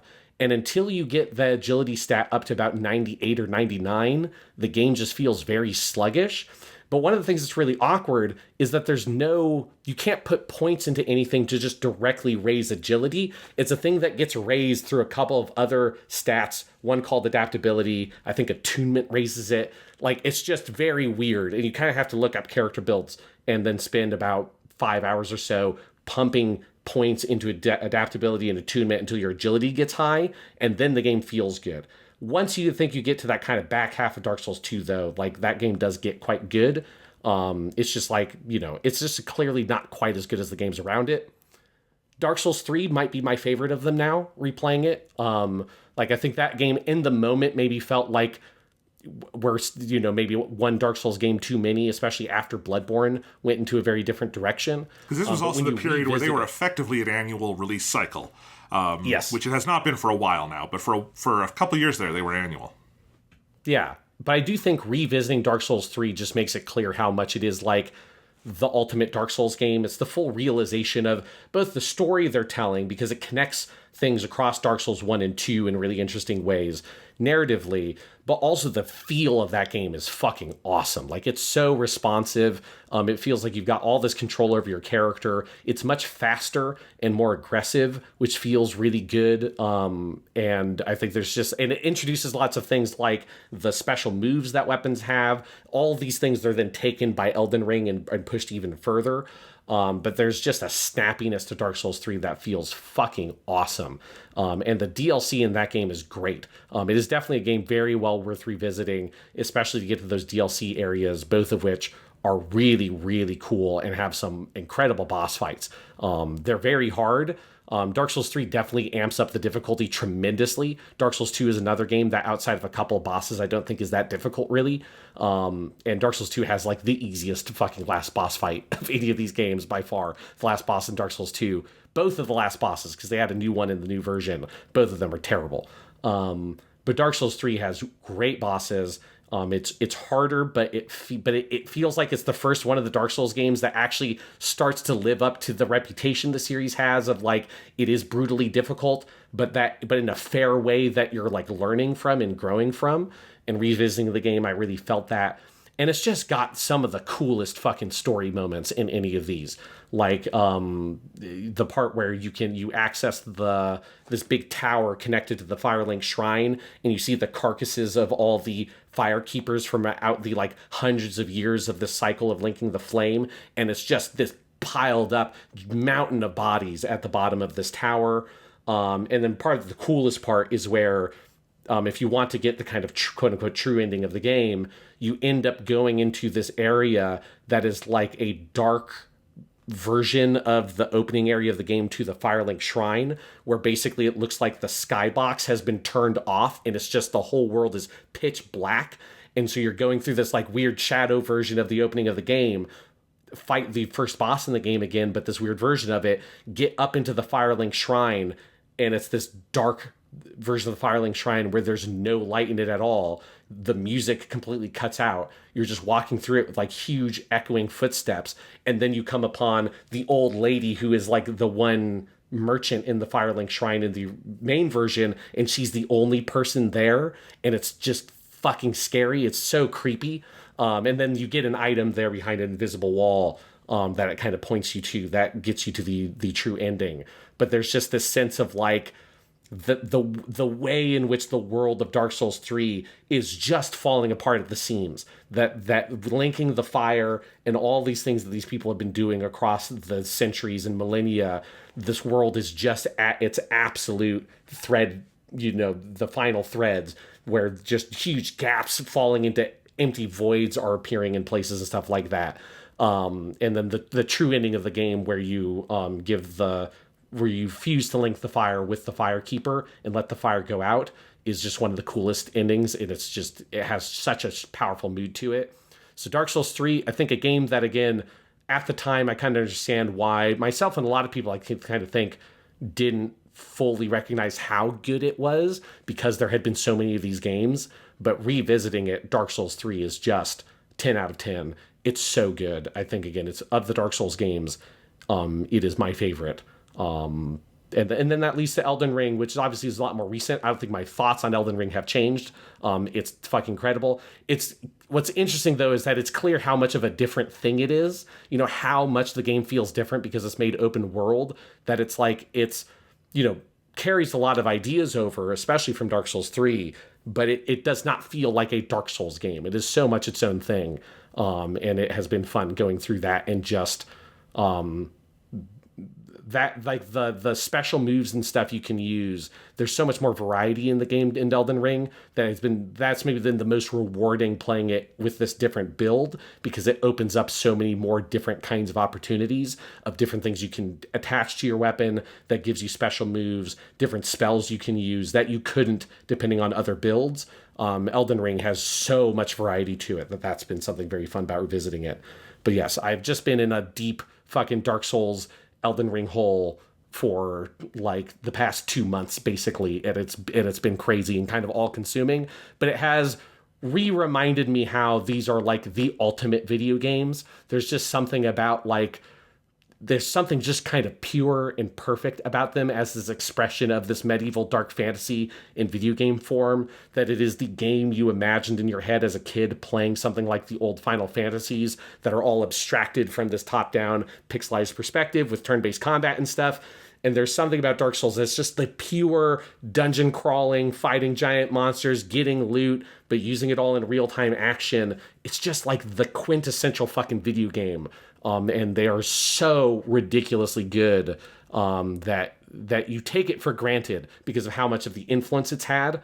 But when you replay them, you're like, fucking Jesus Christ, they are the real deal. Like, they are some of the best video games ever made, without question. Totally. And now you're going through all of this, and who knows, this might spark me to do the same thing you've just done. Because, man, I love these games too. And Dark Souls 3 is the one I've never gotten to. So that is something I need to rectify, like, obviously. And I think replaying the first two is probably one good way to get back into it. So we'll see. I've always wanted to play 3. I have them all on PS4. So PS5 now, but you know what I mean. And yeah, they're so good. Yeah. And then alongside that Dark Souls journey, I was reading Berserk again, and man, that manga is just absolutely incredible. Obviously, this was inspired by, we did our Japanimation Station episode on it, and I had started rereading it because of that. But it's just like, it's such a kind of transcendental work of art. It's so at the height, Miura was just so at the height of that form and what he created artistically, like, especially with like the drawing, like the way that it's represented on the page is so powerful, and his use of like full page spreads, double page spreads, huge wide, like what feel like wide angle panels that cut across 2 full pages and stuff like that. There's like a breadth and scope and detail to the art of Berserk that is just kind of incomprehensible and unfathomable. Like, it's just such a like apparent work of genius, but it's also just fascinating kind of going back through it and seeing the ways that it evolved over time, in light of like a lot of our conversations about the anime. And this feeling of Guts as the central character, a guy, born out of this profound trauma, and seeing the ways in which he tries to deal with that trauma and how that evolves. And I think Miura as a creator evolved over the long production of that series, where eventually Guts kind of puts together this little cast of characters about halfway through the series, about the time you get to the Tower of Conviction arc, and you have like Farnese and Serpico, and all these people with him, trying to help him in Casca. And there is just something so powerful and heartwarming about the found family story that Berserk becomes. And there's just something crazy about how big the scope of that story is. That, we did our whole big podcast talking about the anime, which just covers the Golden Age arc, and how like none of that is in there, I mean, obviously the found family stuff is in there to a certain extent, but it's just how big the story is and how much it grows and evolves, that you have an entire story, this whole Golden Age arc, and that whole, like, the whole flashback sequence, which is the scope of an entire manga in and of itself. And then he goes on and continues to build out that world in this fascinating new direction, with Guts as the Black Swordsman, and then totally kind of deconstructing that whole character type. That series very much becomes about how the thing that Guts has put on himself to become, the lone wandering avenger, the Black Swordsman, going from town to town, killing the apostles, is the most destructive way for him to try to cope with the trauma he suffered, and how he has thrown away the things that are actually important to him to do that. And so once it hits that point and he decides to go back after the Lost Children arc to try to like make amends and reunite with Casca, and finds that he cannot do it anymore, and then needs to find all these people to help him learn and grow and change as a person, until he slowly evolves into what I affectionately think of as Daddy Guts, where he has like this sort of like almost kind of like surrogate father relationship with Ishidoro and Shirke, the wizard girl that kind of comes into his party. It's just such a powerful story showing all this evolution of the character, as well as building out this huge, big fantasy world when it gets near the end. And one thing that was interesting is I originally, upon deciding to read it again, I was planning on going all the way through to the current stuff that was published and created posthumously after Miura's death. But I hit the last Miura chapter, the one that was published posthumously, but that he worked on, that he did most of the work for, which is at the end of volume 41. And there is something kind of like, I got like goosebumps about the fact that it was like the chapter he worked on when he died, because not to like spoil exactly what happens, but there's like, it is such a kind of coming home. We talked about in the anime episode about how the story of Berserk is the story of 3 characters. It's Guts, it's Casca, and it's Griffith. And after the Golden Age arc, those characters kind of are obviously they go their separate ways is a very nice way to put what happens amongst the three characters. But they're off in very different corners of the world, in different planes of the world and stuff. Guts and Casca then have to try to be together, and it's not really working because Casca's psyche has been destroyed. He's trying to find a way to kind of cure her, which does eventually happen late into the manga. And Griffith is off building the Fantasia. Griffith gets reincarnated into the mortal plane as this sort of savior figure, and is trying to create the kingdom he dreamed of. But in so doing, he is blending the mortal realm with the fantasy realm, the dream realm, and the world is becoming like a fairy book story, and it's kind of everything about the rules of laws of nature are being upturned by this divine figure having been manifested into our world, and all the shit that he does. But in the last chapter, the last one that he worked on, is when for the first time since the end of the Golden Age arc, all three of those characters physically intersect again. And they're all in the last panel is all three of them together, and Griffith turning and looking at Guts. And it's that being the last one they worked on when he died. And it's not obviously a true ending. There's a bunch of subplots still hanging up in the air and stuff. But there is such a sense of coming full circle where, it is a few chapters after Casca has been kind of psychically healed to a certain extent. She becomes aware of herself again. She's still dealing with her trauma. And then for Griffith, who has all this interesting stuff going on, there's, a lot of Freudian shit with Griffith where he is kind of overlapping with the kind of child that Guts and Casca were not able to have. And there's all this kind of spiritual stuff that happens there, but Griffith becomes overlapped with that in this very interesting Freudian way. But yes, at the very end, it is those three characters intersect again for one moment. And I just couldn't keep reading. I just felt like I gotta stop, because the posthumous chapters are still being created, right? That version of the story is not done. Maybe someday I will pick it up again. But I just had such a powerful experience rereading through that manga, kind of remembering my first time going through it, noticing so many different things and themes about the story. And then arriving at that point, which I had never read that originally because I finished reading it a year or two before he passed away. It was I was very emotional about it the day I read that chapter because it just was very powerful. It hit me super hard. So if you have not finished reading through the Berserk manga and got to chapter 41, especially if you're kind of almost put off by the notion of that, it's not, the story's not done, there is a powerful and almost kind of ethereal sense of closure to the way that last chapter plays out that is very crazy. So it's I think it is well worth reading, even if, obviously all of the technical plot stuff, you will not know what has happened or was supposed to happen or whatever. On a kind of thematic level, there is a true coming home that happens in that last chapter that is pretty wild. And I've heard that from other people who have said that there was something shocking about how that last volume ends that felt right, even if obviously it is not what anyone would have planned or wanted in the original form. Yeah, when Miura was alive. That's amazing. Can I talk about an old-ass video game I've been playing?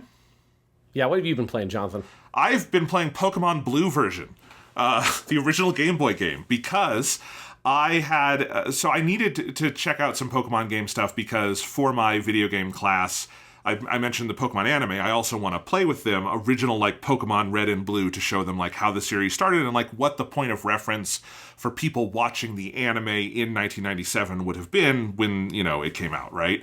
And so I wanted to start playing it, and I wasn't necessarily setting out to do a full playthrough of the entirety of Pokemon Red and Blue, but I wanted to get enough into the game that I kind of got my sense back for how that very first Pokemon generation played, because, it's been a while. And I have Pokemon Red and Blue. Red was the one I played as a kid. I thought, you know what, for a change of pace, I'm going to play with some Pokemon Blue, and that'll be fun.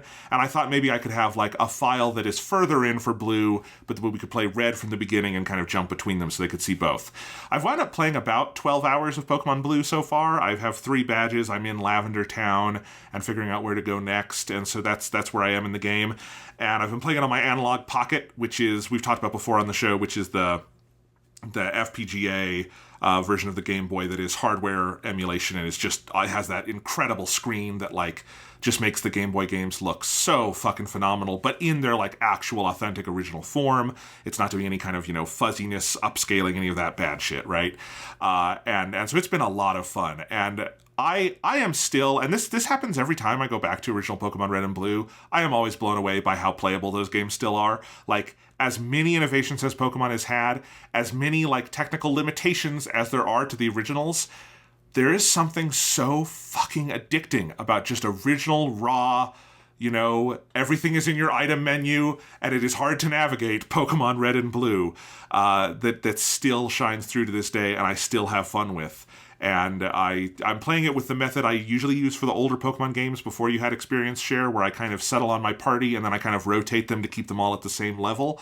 And so you wind up going through the game kind of slowly, but it's also fun because you kind of get to have a relationship with each Pokemon on your team, and that's kind of very finely considered. But yeah, like, and maybe this is because I played this as a kid. Maybe someone who started with, like, Pokemon Sun and Moon wouldn't be able to do this. But it is shocking to me how easy it is just to go back to original Pokemon Red and Blue, not using a guide, not using anything, just playing it as it was back in the day, and still having a lot of fun with it. Because those games, it is shocking to me that those were Game Boy games, that those were made when they were. There's something so modern, I think, to this day about what those games are doing. The sheer scale and scope of those games as original-ass Game Boy games. They weren't even, for the Game Boy Color. They were original, green, pea soup Game Boy games. And there's just such a scope to the world and to everything you do in it. They're so full and rich. And that's been fun. And it's always a good, I think, thing to go back and play older games once in a while and remind yourself, like, it is not the graphical fidelity or the time the game was released that determines how good it is. It is, you can go back to original Pokemon where most of it is in your imagination, and it is still so engaging and evolving. And I don't know, I've had a lot of fun. Played this. I've honestly, a lot of my time spent watching Dexter. I've been playing Pokemon Blue while I'm watching it, because that can be a good show to have on in the background while you play a game. But yeah, it's been fun. Yeah, although, you're not playing it the way God intended, which is just to brute force your way through every encounter with just a start Pokemon. That's how I did it as a kid. That's how you're supposed to play. And then you've got 5 other ones you're like, you guys can be here to look at how cool my Charizard is, but that's the only reason you're in the party. Yes. No, that is not, I think, how anyone intended you to play the games, but because of design decisions, that became the path of least resistance. And, like, I do think it is technically more fun to do it the way I'm doing it now, where you really force yourself to use multiple Pokemon. And I think the experience share has been an unalloyed good for that franchise in actually, like, realizing the promise of the whole gotta catch 'em all thing and making you use multiple Pokemon. But yes, true young, people who were young when these games came out know the actual, method is, as you say, just brute force with your single Pokemon. And you have all your other Pokemons use the HMs and shit. Yeah, because, your other Pokemon, if you're trying to level them up, that's just experience that's not going to your Charizard. Why would you want to have 3, or 6, level 36 Pokemon instead of having 1, level 60 Pokemon that's, 50 levels higher than the gym boss, and you just fucking, I don't care. You're water? Fuck off. I can use Cut and I'll kill you. Exactly. It's that's how I used to do it. This time I'm having fun with it. I'm doing the thing I do whenever I play Pokemon now, where I give every Pokemon a funny nickname, because I think that is fun. I started with a Squirtle on this run through. Squirtle rocks, and I named him Gamera. And I just love that I've got Gamera around with me. I caught a Jigglypuff and named it Charlie XCX. I caught a Vulpix today, and I named it Naruto because it evolves into Ninetales and Nine-Tailed Fox. That just seemed right. It is funny also how those original Pokemon games are not balanced right in all sorts of ways. I don't believe it is possible to get a fire Pokemon unless you start with Charmander, until you get to Vulpix. This is Pokemon Blue. Maybe Red is different, and I don't remember. But, like, and that was, again, like 12 hours into the game. Just no fire Pokemon. You got to deal with grass Pokemon a different way, unless you chose Charmander to start. But there's all sorts of things. Like, if you chose Squirtle, you'd probably get a water Pokemon sooner, but, like, grass, it takes a while to get a grass Pokemon. Like, the only grass Pokemon I've got is Bellsprout, who I evolved. And what did I name that one? I forget. But yeah, I named it Venus because it looks like a Venus flytrap. So there you go. That's very creative. That one's not so creative. The other ones are more creative. I could get my Game Boy out and show you other ones. But yeah, I've been having fun. Pokemon, it's good. I'm glad you're playing the good Pokemon games, which are the originals. Are you okay with Pokemon Yellow, or is that too far for you? It's okay, it feels like you're playing Pokemon Yellow to get around not having to trade with people. Okay, that's why you're playing Pokemon Yellow. Well, maybe, yeah. I don't know how I would trade right now. I did realize, like, there was one Pokemon I was leveling up that I decided to stop because I would have to trade it to evolve it, and I realized, like, I don't have another Game Boy. I don't know anyone else with a Game Boy. I sure shit don't have a link cable. The Analog Pocket does have a link cable, like, attachment, but I'd have to go find one, and I'd have to find someone else with a Game Boy. It would be a whole thing. It would be a fucking miracle to be able to get a Gengar on an actual or whatever other ones yes. on an actual proper Pokemon Blue or Red cart these days. I mean, it's unless you're with somebody and you have a friend who's doing the same thing as you. But, like, just like the imagination of, like, you're in a Starbucks, you just look over, there's, like, another person with the Analog Pocket, and it's like, this is my soulmate. Yes. Like, what a miracle. That's, it's going to ditch the dating apps, just go for looking for someone else with an Analog Pocket. That's how we'll figure it out. All right. Yeah, I've been playing that. I also did, maybe we can transition, Sean, into talking about the new video games we've been playing, because I know you have one here. I did play through all of Donkey Kong Bonanza on the Nintendo Switch 2. It's been so long since we did a Stuff podcast that game came out, and I played all, like, 50 hours of it. Donkey Kong Bonanza is a really cool game. I don't think I'm as over the moon about it as some people. But, like, I haven't played a lot of new games this year. It's probably my favorite of the new games I've played this year. It is very, very good. It's the same team that did Super Mario Odyssey. And I think the biggest, like, revelation about Donkey Kong Bonanza to me is just how big and ambitious it is. It is not some weird side project. It is every bit as big and long as Mario Odyssey would be. I've beaten Bonanza. I haven't 100%ed it yet. If I did 100% it, I think it would be a longer game than Mario Odyssey was, because my Mario Odyssey play clock is 55 hours, and that's a 100% file. And Bonanza, I'm at 50 hours and not quite 100% yet. And I have some more to do in the end game. But, like, it's a really, really big game. Like, in some ways, I think maybe too big. I think it has at least one too many worlds early on, and I think it has one too many worlds late in the game. But it has a lot of worlds that you go through. It's technically, they call them layers, because in Bonanza you're going down into the Earth to get down to basically the core of the planet with Pauline, and so she can sing her song at the core of the planet, and it's all sorts of fun stuff there. But it's very big. Every environment is so different. There's so many mechanics that kind of get layered in fun ways over the course of the game, and the central thing about it is just, it is that Nintendo thing of the central, like, play feel of the game, of your central mechanics, which for this game is Donkey Kong, like your normal jumping and rolling and stuff, but centrally for this game, breaking shit, and everything in the world is destructible, and you're punching your way through walls and everything.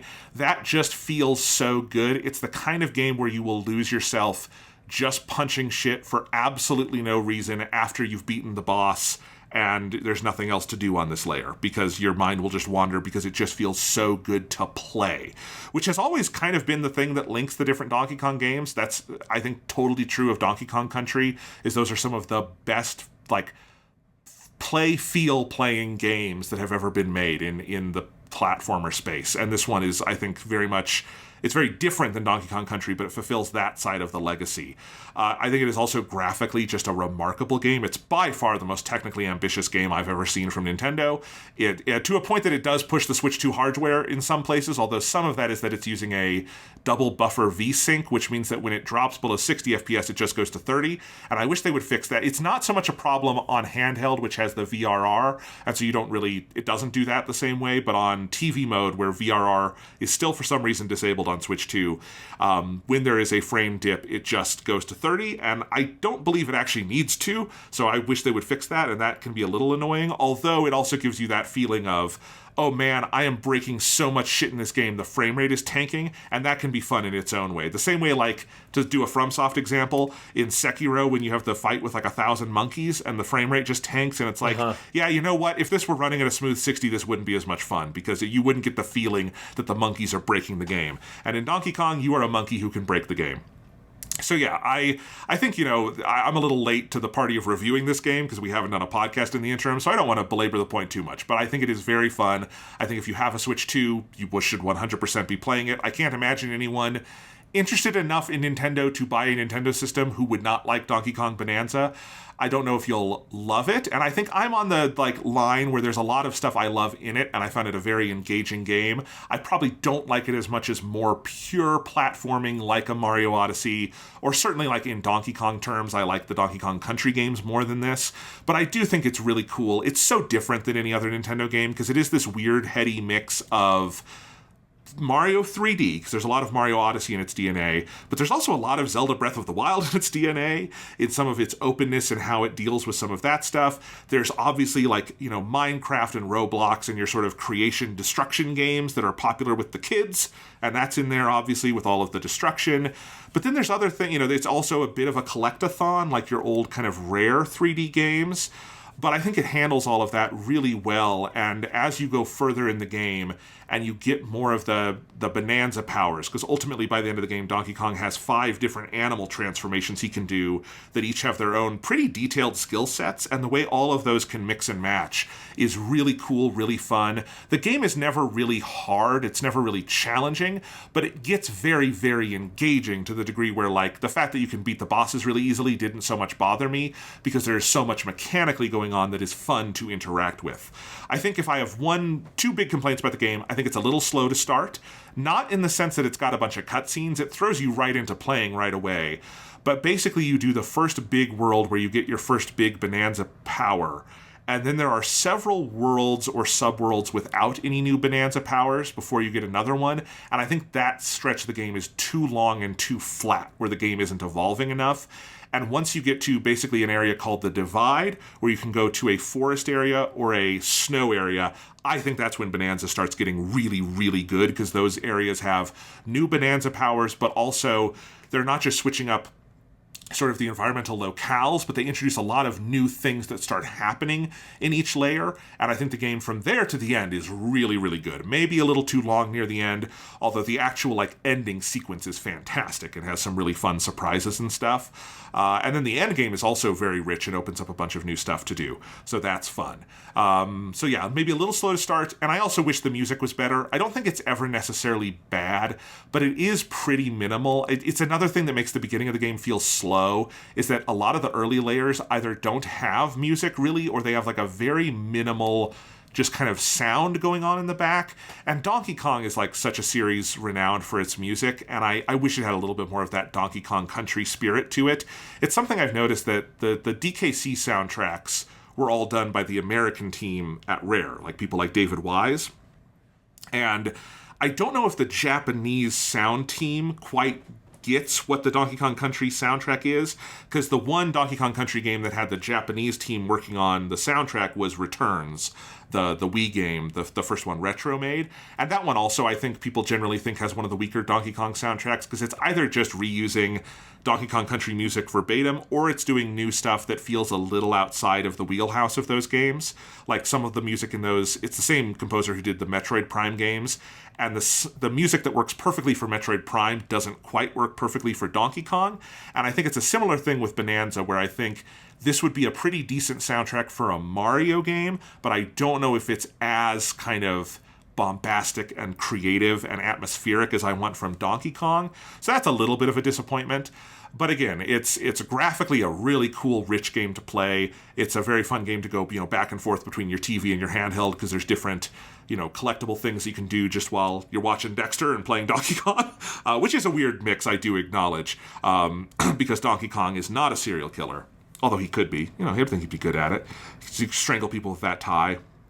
Speaking of the tie, by the way, one of the best parts of Bananza is just the dress-up game, because you unlock all these different, you can dye Donkey Kong's fur and have like 1 million different fur colors, and you get costumes for both him and Pauline, and that side of the game is on point. It is very, very fun to play Donkey Kong Pauline dress-up, and I do love that side of it. So yeah, I really enjoyed it. I think it's fair to call this a launch game. It came out like 4 weeks after the system, so it's a launch window game, right? And I think it's a very, very impressive, very ambitious launch game. It's one of those games where you can feel... Like, I know this game started its life as a Switch 1 development, but that was like 6 years ago, and they very quickly changed gears to do it for Switch 2, because they realized what they were doing was too ambitious. And you can just feel all the way through that this would not be possible on Switch 1, so it is a really good showcase for the hardware. And yeah, I very much enjoyed it. I very much recommend it. Again, I'm not like IGN gave this a 10 out of 10. I'm not there with it, but I do think it's an awesome game. And it's also very cool to see Nintendo make a new 3D platformer that is this different, this new, this rich, and I'm glad to see them doing that. Interesting. Would you describe the game as appealing? Indeed I would, Sean. Indeed I would. Would you say you had barrels of fun? Many barrels of fun. All right. It feels like you just want to end the podcast there. You're so proud of the puns that you're just done. I thought about it about 30 seconds into you talking. I'm like, I could make a banana pun. and that's what I was just waiting for my turn. It's always a barrel of fun with you, Sean. You know what else is a barrel of fun, Jonathan? The Mafia. Because they kill people and put them in barrels? Is that what you're saying? Yes, they kill people, they put them in barrels, they'll smuggle, weapons in wine barrels. I mean, there's lots of good barrel stuff. So I've been playing Mafia, The Old Country, which is a brand new video game from just the past couple weeks. I talked about it a little bit earlier in that this is a $50 game. So it's not like a full $70 or heaven forbid, some sort of $80 monstrosity like a Mario Kart World. It's a $50 game. And the latest game in the Mafia series that has not seen a proper new entry since Mafia 3, which is the only Mafia game I played, but I really liked Mafia 3. Talked about it on a podcast forever ago, but Mafia 3, very, very fun game.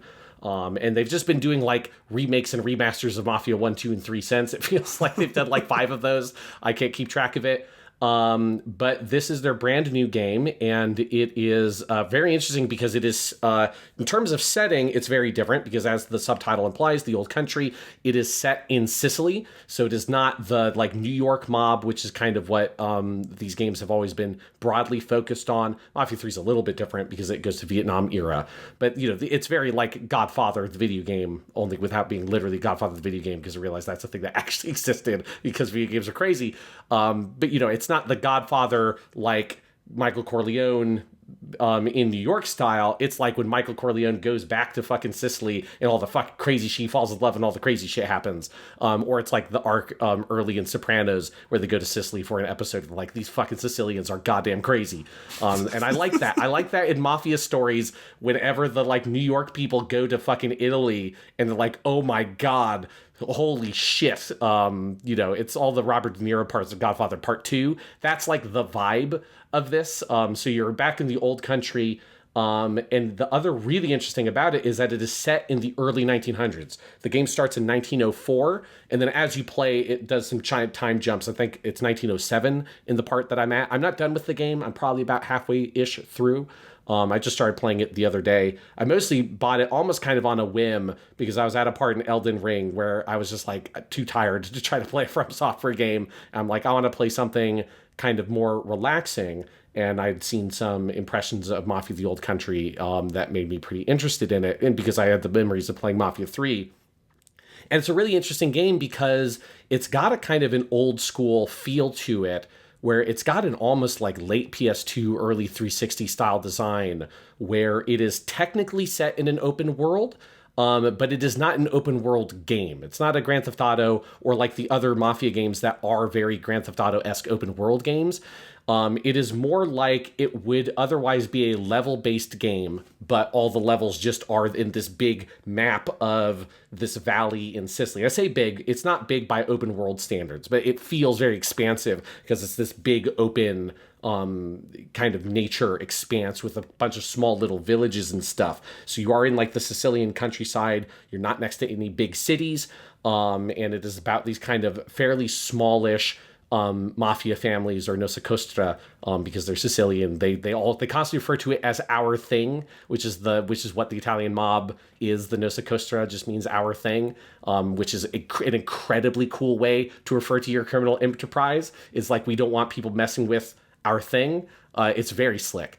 And so all the game is set technically on this open world map, but it's really this very like fairly linear mission-based design that's very narrative focused. So it's got this almost like the Uncharted kind of design, not with the platforming stuff, but just in terms of that it's about a narrative adventure that you are going and playing through. And we used to get lots of games that felt like that, and I feel like we don't get those as much anymore. That certainly not with like big production values. And so this is a very fancy looking game. It's on UE5. It's using your global ray trace, global illumination, and nanites and all that, and it looks very gorgeous. I'm playing it on the quality mode, which if you're playing on a 120 hertz TV, quality mode runs at 40 FPS, which is very nice.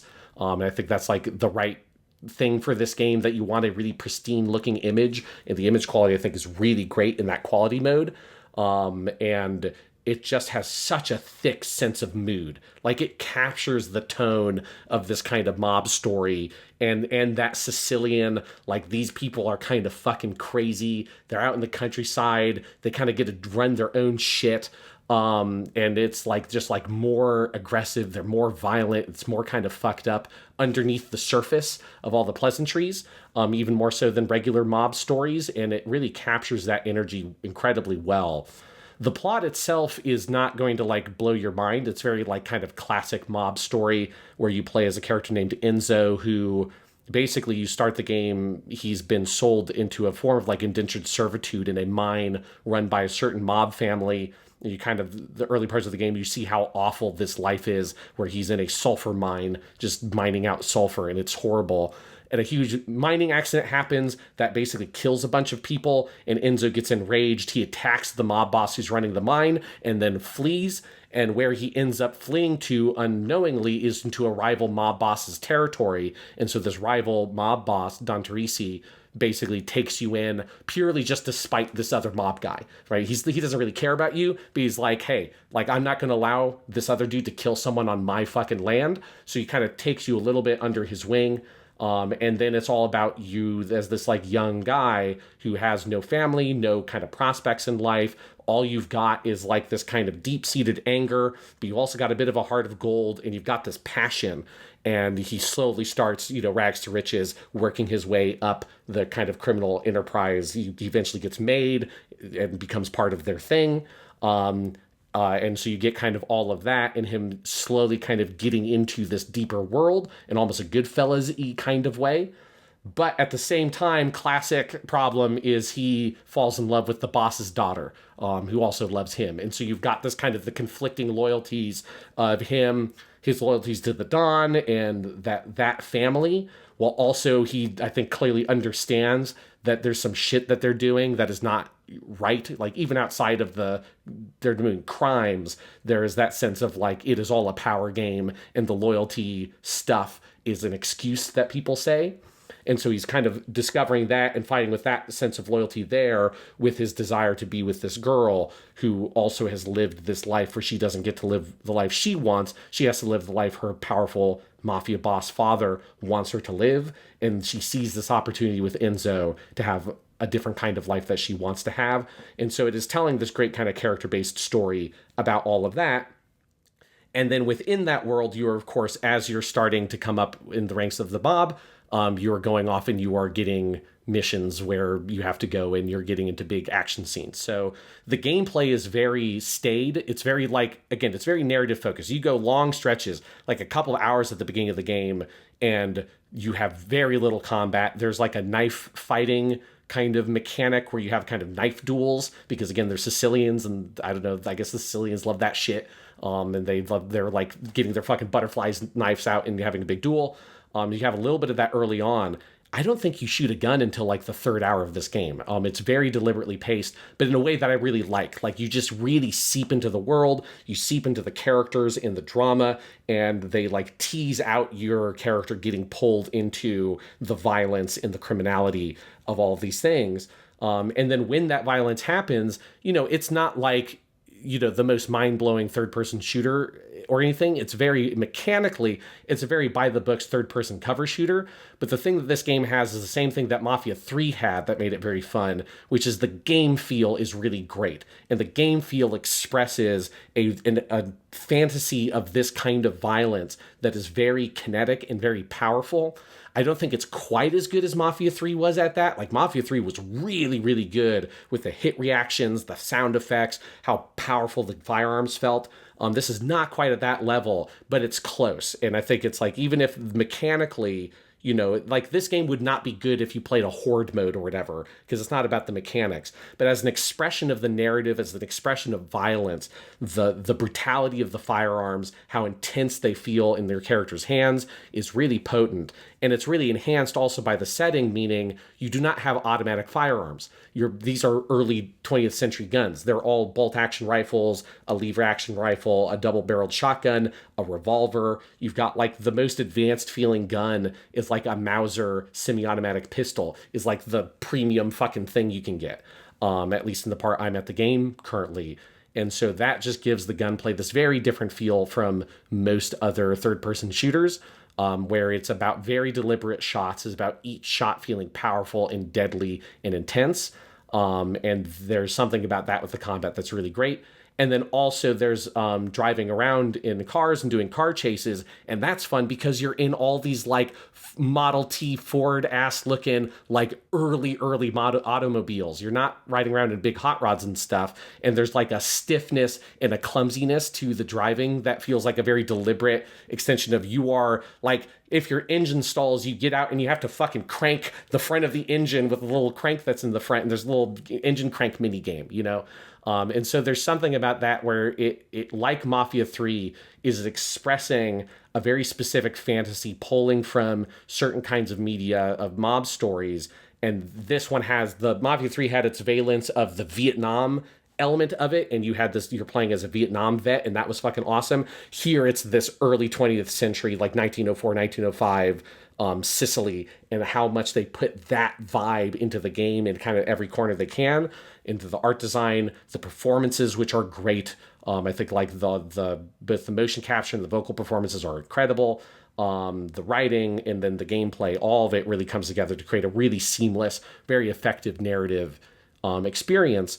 And it is a game that, as far as I know, it's something like 10 to 12 hours long. I think I've played about 6-ish hours of it. It's very dependent on, like, if you want to kind of drive around in the world and kind of see the landscape and there's some collectibles you can go find, you can do that. But there are no side missions. You're not going off in, like, climbing a tower, none of that kind of shit. Like, there's little tiny things in the open world you can go see and, like, take a photograph of this like scenery and there's like 20 photograph points. Like that's the most open worldy kind of thing they have in there. But that to me is like a bonus. There's a focus to the design of the game that it has, that so many games of this kind of production value lack these days, because there is such a desire to have things either be some kind of live service designed game or have it be some gigantic, endless 100-hour open world extravaganza, whereby you dilute so much of what the mechanics are. And there is something just so refreshing about playing Mafia of the Old Country, because it is so going against the curve of what a lot of modern design trends are, harkening back to, this kind of early 360 era of game design, where at the time, I think this game, some people would be annoyed at how how slow it is early on. It's got like a very prolonged tutorial section that's very narrativized. These are kinds of things that a lot of people chafed against at a certain point in the 360 era that Dark Souls kind of was a big divergence from. But, when everything is trying to be a big open world game and all this kind of shit, there's something so nice about going to, no, I want a very narrative focused experience that's exploring that narrative mechanically. But also has very premium graphics and all that kind of, and is very fancy. There's something that's appealing about that. There's something so cool about Mafia that I hope that they make more games like this, whether it's Mafia or other studios following in this model and having a shorter development cycle, a cheaper game that's a smaller scope, but is able to use modern, engines and stuff like that to make a really, really pristine looking experience. It's very cool, and I'm very excited to get back to it because I'm very excited to finish the game. That's awesome, and it seems like it's been doing well. I've heard a lot of chatter about it, so people seem to be enjoying it. All right, well, we're running pretty long, Sean. Unless you have any other stuff you're dying to talk about, do you want to go ahead and dive into the monthly 10? I just want to shout this out very quickly. I just have to shout out City the Animation, which is the currently running Kyoto animation show. That I think it's on episode 8 now. I haven't watched today's episode yet. It airs on Sundays. If people have not been watching that, obviously you can wait until it's done if you want. I have been watching it week to week, and it's fucking incredible. And a few weeks ago, I think it's episode 5, is like one of the best episodes of TV I have ever seen. It does shit I have never seen an episode of TV ever do. So I just want to shout out, it's fucking City the Animation is really, really goddamn good. And we will definitely do a podcast on it at some point after it's done, because there's some shit to talk about with that show. And if people have not been following along, it is, unfortunately, if you want to watch it streaming, it is in the Amazon Prime jail. But, if you don't want to deal with Amazon Prime, there are other ways to watch it. And I would recommend watching it however you can, because it is incredibly good. And it's an episodic comedy show. So it's a very fun show to watch week to week if you want to watch it that way, because every episode is very self-contained and it's a bunch of ridiculous goofs and laughs. And then occasionally you get surprised by something that is a bit of more of a tearjerker and a more wholesome kind of moment. But it's a truly great show. We will definitely be doing a bonus episode of Season 4 of Japanimation Station, which ended, a year ago, but fuck it, we can do whatever we want to talk about City. And I'm waiting until it's done, just because I know we're going to do a podcast on it, so, that's where I'm waiting to watch it and talk about it with you, just like we have every other KyoAni show, so it'll be fun. But do you want to go ahead and move on to the monthly 10? Yes, Jonathan, let's talk about the monthly 10. So I was the challenger this time. You are the defender. And I challenge you to come up with the top 10 podcast topics that you, Sean Chapman, would most dread doing on this or any other show we might do together. Yes. Thank you for giving me this topic. It's not weirdly cruel at all to make me come up with my own torture. And I have done it here. So I've created a top 10 list. Near the bottom of the list are some that are topics I wouldn't like to do, but are fairly plausible. And then somewhere about the midpoint, it starts turning into nightmare podcasts. Okay. That are podcasts that I have nightmares about. Well, either way, I'll be taking notes on this for future topic ideas. Okay. If all of a sudden we stop doing podcasts, you will know why. It's Jonathan decided to do one of my top 5. All right, number 10. So this is at the bottom. So this is one that, honestly, is a podcast I wouldn't mind doing if we had an infinite amount of time on this earth, but unfortunately we don't. I've just called this the One Piece Watch-Along podcast, which in my head is us doing an episode a week on One Piece, and we just cover one episode of One Piece every week, and we do that until we're both dead. And that to me is a frighteningly plausible podcast idea. I'm not opposed to watching One Piece. I'm sure One Piece is very, very good, is popular for a reason, but it's also impossibly long, and there's no way to do a One Piece podcast. But I think the most nightmares version of it would be one episode of a podcast on one episode of One Piece and seeing how long it would, because eventually the One Piece would have to end, and it would still be years until we finish the podcast. Well, if you're saying one a week, Sean, it's been airing one a week for 25 years, so it would be at least a 25-year project. I mean, okay, it would be daunting to do a One Piece podcast, but if we broke it up by arc, it would be possible. We've watched, we've done seasons of Japanimation Station with many hundreds of episodes of stuff we've watched, right?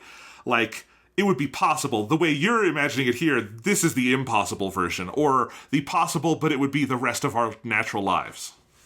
Yeah. Or, if we wanted to speed it up, it's just one episode a day. We do it endless the daily podcast, style. Yeah. Yes. It would take about 4 years right now, where it is. Yeah.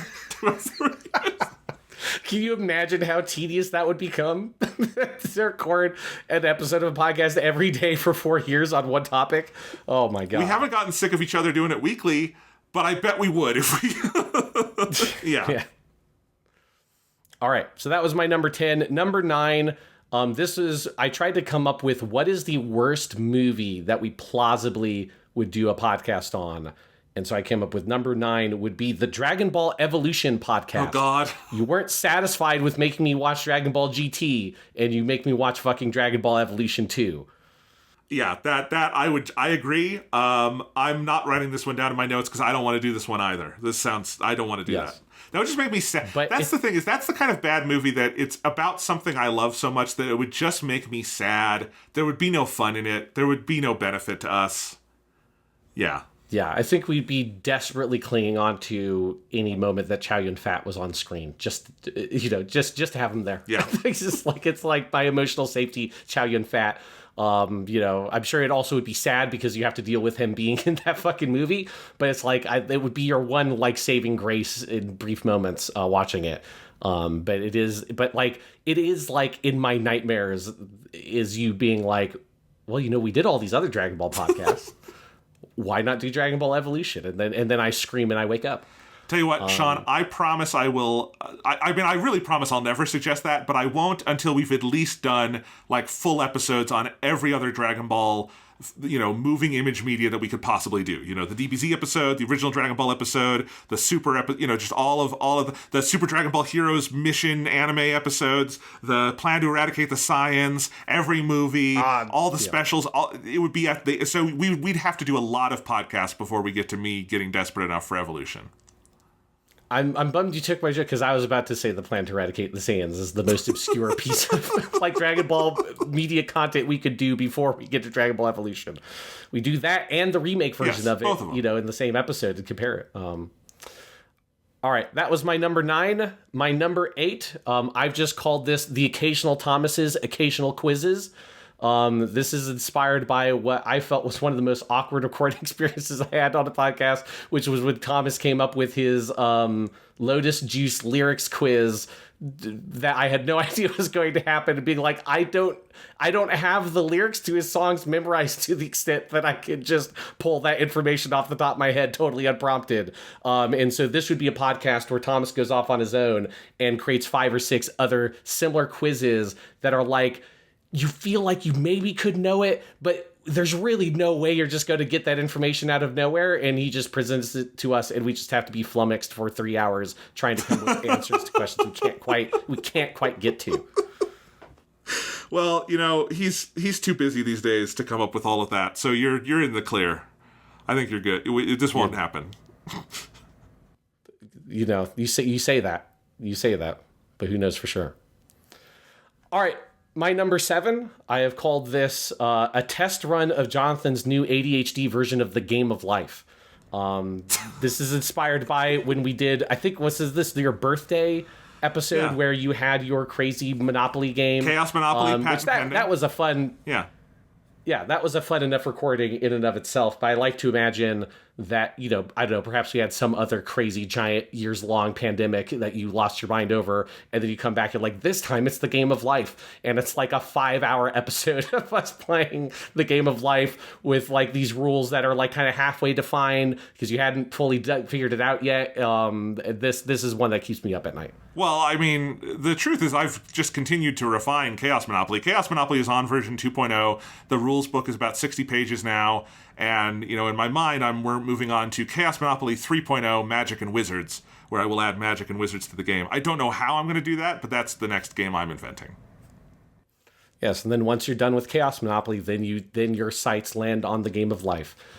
Right now, if you asked me to do that, if like you said, okay, Jonathan, you've got to invent your Chaos Game of Life, it's just going to be very Dexter inflected. You can choose to be a serial killer. There's going to be a lot of like getting people on tables and collecting blood slides. It'd be pretty fun. They should make a Dexter version of the game, like an official licensed Dexter Game of Life. That would be pretty fucking good. I would play that version of the Game of Life. You could do that with a lot of the classic board games, like make Dexter Operation, but it's not to like get something out of it, it's to kill them, right? Like there's a lot of these you could do. Dexter Clue, but it's just you wind up killing everyone who's trying to find you. It'd be great. Yeah, there's a lot of potential in the Dexter media universe. My number 6, Jonathan. I didn't know what to call this, so I've just called it the RP podcast, or the role-playing podcast. To be clear, this is not a real play podcast where we're like playing Dungeons and Dragons. This is like a nightmare version of one of our most infamous podcasts, where we did the like Baptist weird Old West version of A Christmas Carol. Christmas Carol, and we had the script. But this podcast it's totally improv, but we're RPing characters, and we each have a character, and we're trying to do a whole like 2 to 3 hour podcast in character, totally improvised. And this is like a true, like, you have a weird dream about recording a podcast, and this is what it is. And then I'm like naked and I didn't know it. You know, that's the kind of like weird social nightmare dream that I feel like this RP podcast would be. Oh God, what would that like? Oh man, because like there's like funny versions of this I can imagine where like we're trying to like play each other, or like we're making fun of like some of the stupid bro podcasts like Joe Rogan or something. But like I can also imagine the insufferable, horrible version of this where it's something else. We're both trying to do terrible accents we can't quite do, you know, and we're just trying to keep a bit alive. We just don't really know how to do it, you know. It's just, again, it's just a social anxiety nightmare is what the RP podcast is in my head. Okay, I don't really want to do that either, but I'm going to keep that in mind. All right. Number 5. This one is scary for a whole number of reasons. The 20-year anniversary podcast. 20 years, 20 topics, 20 hours. We did our 10-year anniversary podcast where we did a 10-hour podcast on 10 different topics, an hour on each topic. And you decide in your madness that you're going to make us do one with 20 different topics. And just the whole, just like the thinking about it just makes breaking hives about like having to come up with all the topics, the logistics of recording all of that shit. You have to editing all this shit, and then making a podcast that nobody can listen to because it's 20 hours long. Well, the 10th anniversary podcast was 2022, so this will be coming your way in 2032, my friends, when Donald Trump is at the end of his 3rd term.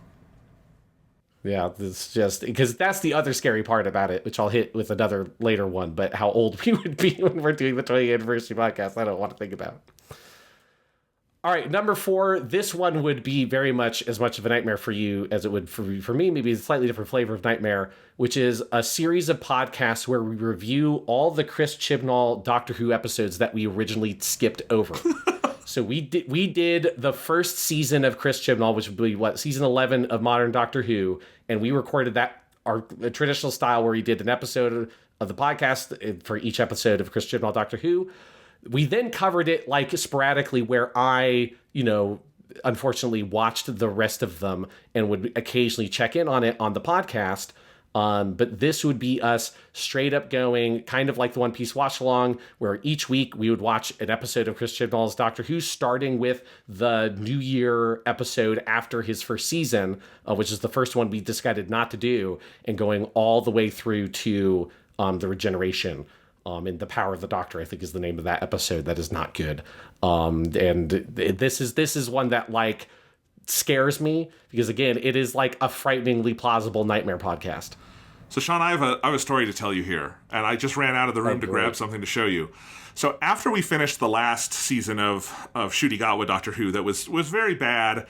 But also, like, the best thing in that finale, Shooty last episode, was the Jodie Whittaker cameo, and I went, you know, maybe I didn't give the Jodie Whittaker stuff not enough of a chance, but like I feel bad that I didn't see all of it the way you did, and like maybe I should watch some more of it.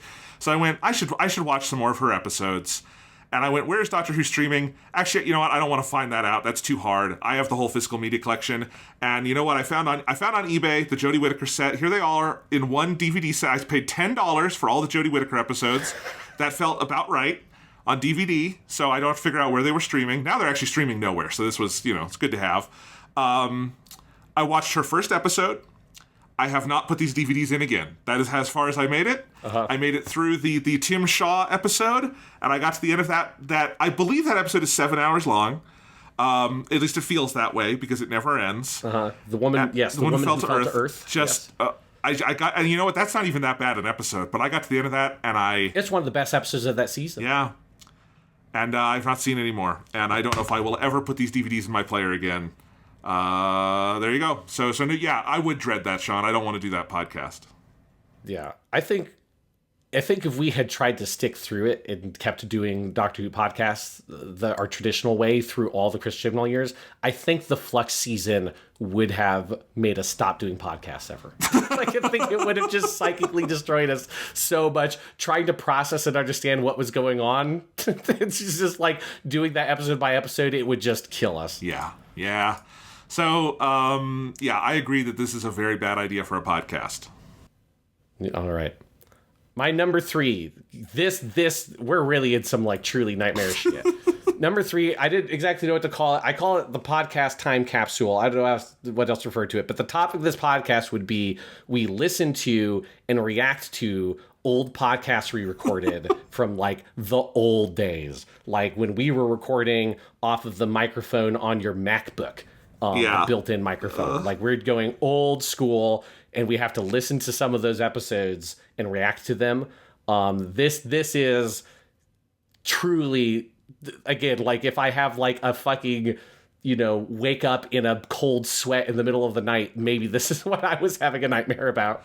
I think to make this truly nightmarish, you have to stipulate these are like the pre-weekly stuff podcasts that I do not have online anymore, but I still have on a hard drive somewhere. So like when we were doing what we called the monthly 10 or the monthly stuff, and those would have been when we were still in high school, recorded in like my parents' basement when we were literal children. Those would be the full nightmare version of this. Yes, just having, it's just, God. Yeah. Just thinking about it, it's so horrifying. But obviously, like, one of the things is this is kind of inspired by, VTubers do this all the time where they will, like, do a live reaction to their original live stream or whatever. But it's like, man, I can't imagine us doing that, especially because it's been so long. We were like 17, 18 years old in those early podcasts. Like, fucking Jesus Christ, I mean, I teach currently at school that only does freshmen, but I mean, I now teach high schoolers, and we were high schoolers when we did some of our earliest podcasts. So. Yeah, no, I'm not doing this. This sounds terrible. Yes, again, at least the nice thing about that one is I know that it would kill you as much as it would kill me. That's mutually assured destruction on that one. Oh my God. Yes. All right, number 2. This one is one I dread to do because it's one I just know is fated to happen. I don't know what the podcast will be. I don't know what the topic is going to be. But I just have this listed as the Midlife Crisis podcast, and it's going to happen. Like, one day we will do a podcast and live on air, either you or I or both are going to have a dramatic midlife crisis style breakdown. And it's going to happen. I don't know what we'll be covering. But like, it's just one of us will have started losing our hair or something, or going particularly gray. And there's just a psychotic meltdown that occurs, where you're trying to desperately recapture your youth, but you can't get it. And you're just kind of cover up the hole inside of you that age has like gnawed out of your heart. And it's recorded on the air. And there's nothing we can do to avoid it. And it is our destiny is eventually the Midlife Crisis podcast. I promise you. So this is one I can't plan for. I can't suggest the Midlife Crisis episode. This is the episode where we empty our bank accounts to buy a Fiat. No, it's just, oh God. Yeah, it's just to come alive on air, and it's like we're talking about what we've done, and it's like, and I bought a boat. I spent all my money, and I bought a boat. And I'm going fishing all the time. I don't know. Because Dexter is still on the brain, that would be an amazing prank for me to pull. Is over the next few years, start to be like, Sean, I'm moving to Miami. Sean, I bought a speedboat, and I'm like, I decided to quit academia. I'm working in forensics, and just convince you that I am turning into Dexter Morgan. Yeah, that your midlife crisis is becoming serial killer. Yeah, that seems on brand. Yeah, but yeah, I'd follow the code mostly. All right. I know that you followed the code, Jonathan, because my number 1 is a podcast that has haunted me for the entirety of our podcast career. It's one it's the first thing I wrote down, and I just put it at number 1 immediately, because it's a podcast that we did, and I dread that you will one day make me do again. My number 1 is the top 10 video game controllers. This is one of the first topics we ever did on a podcast. Yeah. And I every once in a while my mind wanders to why We hadn't done top 10 video games yet, and somehow we went to the most boring fucking top 10 list you could think of related to video games, which is top 10 video game controllers. It's just the worst idea for a top 10 list. There's no interest. Like, there's the only interesting conversation you could have out of this is if we were both like 80 years old and we were coming up with things on the list that nobody had ever heard of as this obscure controller in the history of the world. But we were talking about like the NES controller and the Sega Genesis controller. It's like, there's just no interesting conversation to be had on this topic. And it just scares me that it was one of the first things we ever did. Okay, I agree it was stupid to be one of the first things we ever did, but I guess a fundamental divide between you and me is I would do a top 10 video game controllers episode. Why not? And that's why I dread it. Because I know I know. You're the one who came up with it originally, and I don't remember if I actually told you at the time, but I distinctly have a powerful memory of being like, why are we doing this? Oh, no, I believe you said you didn't have much of a filter back then, Sean. Believe me, yeah. I knew if you weren't happy. Yeah, I'm like, why is this the conversation we're having? It would be a particularly terrible podcast to do now because at least when we did it, the most recent controllers were like the Xbox 360 controller and the DualShock 3, which are both controllers that have like notable flaws. But nowadays, it's just like, what are the best video game controllers? It's all of them. Right. It's the Nintendo Switch 2 Pro controller. It's the DualSense. It's the Xbox Series X. Like, who fucking cares? They're all fine. Yeah. There's just so little meat on those bones. It's like a topic. It's the scariest topic because it sounds like it's a topic that could generate good discussion, but it can't. It's like a fucking, siren of a topic that's leading you out into fucking, the rocks to wreck your podcast ship upon. I think you could come up with interesting spins on it. I think you could come up with like, we each pick like what's a favorite controller that is not current, that is like more retro, like which is the one you would like still use today. You can talk about different elements, like which controllers historically had the best X, Y, or Z, not the buttons, but you know what I mean. I probably agree because if you did a top 10 now, number one is one of the DualSense, the Xbox Series controller or the Switch 2 Pro controller. It's just the most recent one that is like up to date. Yes, because they're all very good. Yeah. It's just a like reverse timeline of controllers with whatever your random preferences are for, is it the Xbox, the Nintendo, or the Sony one? And you're just doing that. That's the most of the list. Would you do a worst video game controllers list with me? If we want to talk about how bad the N64 controller is, we don't have to put it in a list. Well, I know you'll do that any day of the week. But we talk about that, and then how the C stick on the GameCube controller is only good for one video game. All right, which is Smash Brothers. Yes, Smash Bros. Melee. All right, Sean. Well, that was good. Honestly, I think you did a good job at coming up with ideas bad enough that I don't want to implement them either. So I think you spared yourself. God. But I am excited to announce next month's topic, which is the top 10 video game. No, I'm just kidding. Sean, what are you going to make me? This would be so funny if your challenge to me was to list the top 10 video game controllers and just made me do it and get it out of my system. No, I thought about that, but I was like, but I don't care. I don't actually want to hear that list. I would just be bored during that entire conversation. So I don't want to inflict that on myself. No, I want you, Jonathan. I need a useful list. Okay. So I've come, this is the beginning of the school year. We're just a couple weeks in. But I need some help coming up with some ideas. So for the September top 10 list, Jonathan, I want you to come up with what are the top 10 lessons that 14-year-olds need to be taught. This does not have to be English language arts related. It's just any kind of lesson that these fucking kids need to learn these days. And I want you to come up with what is the top 10 lessons I need to fucking bang into these kids' heads. This feels heavy. I feel like there's some pressure on me for this one. This is going to say a lot about me as a person. I don't know, man. Yeah.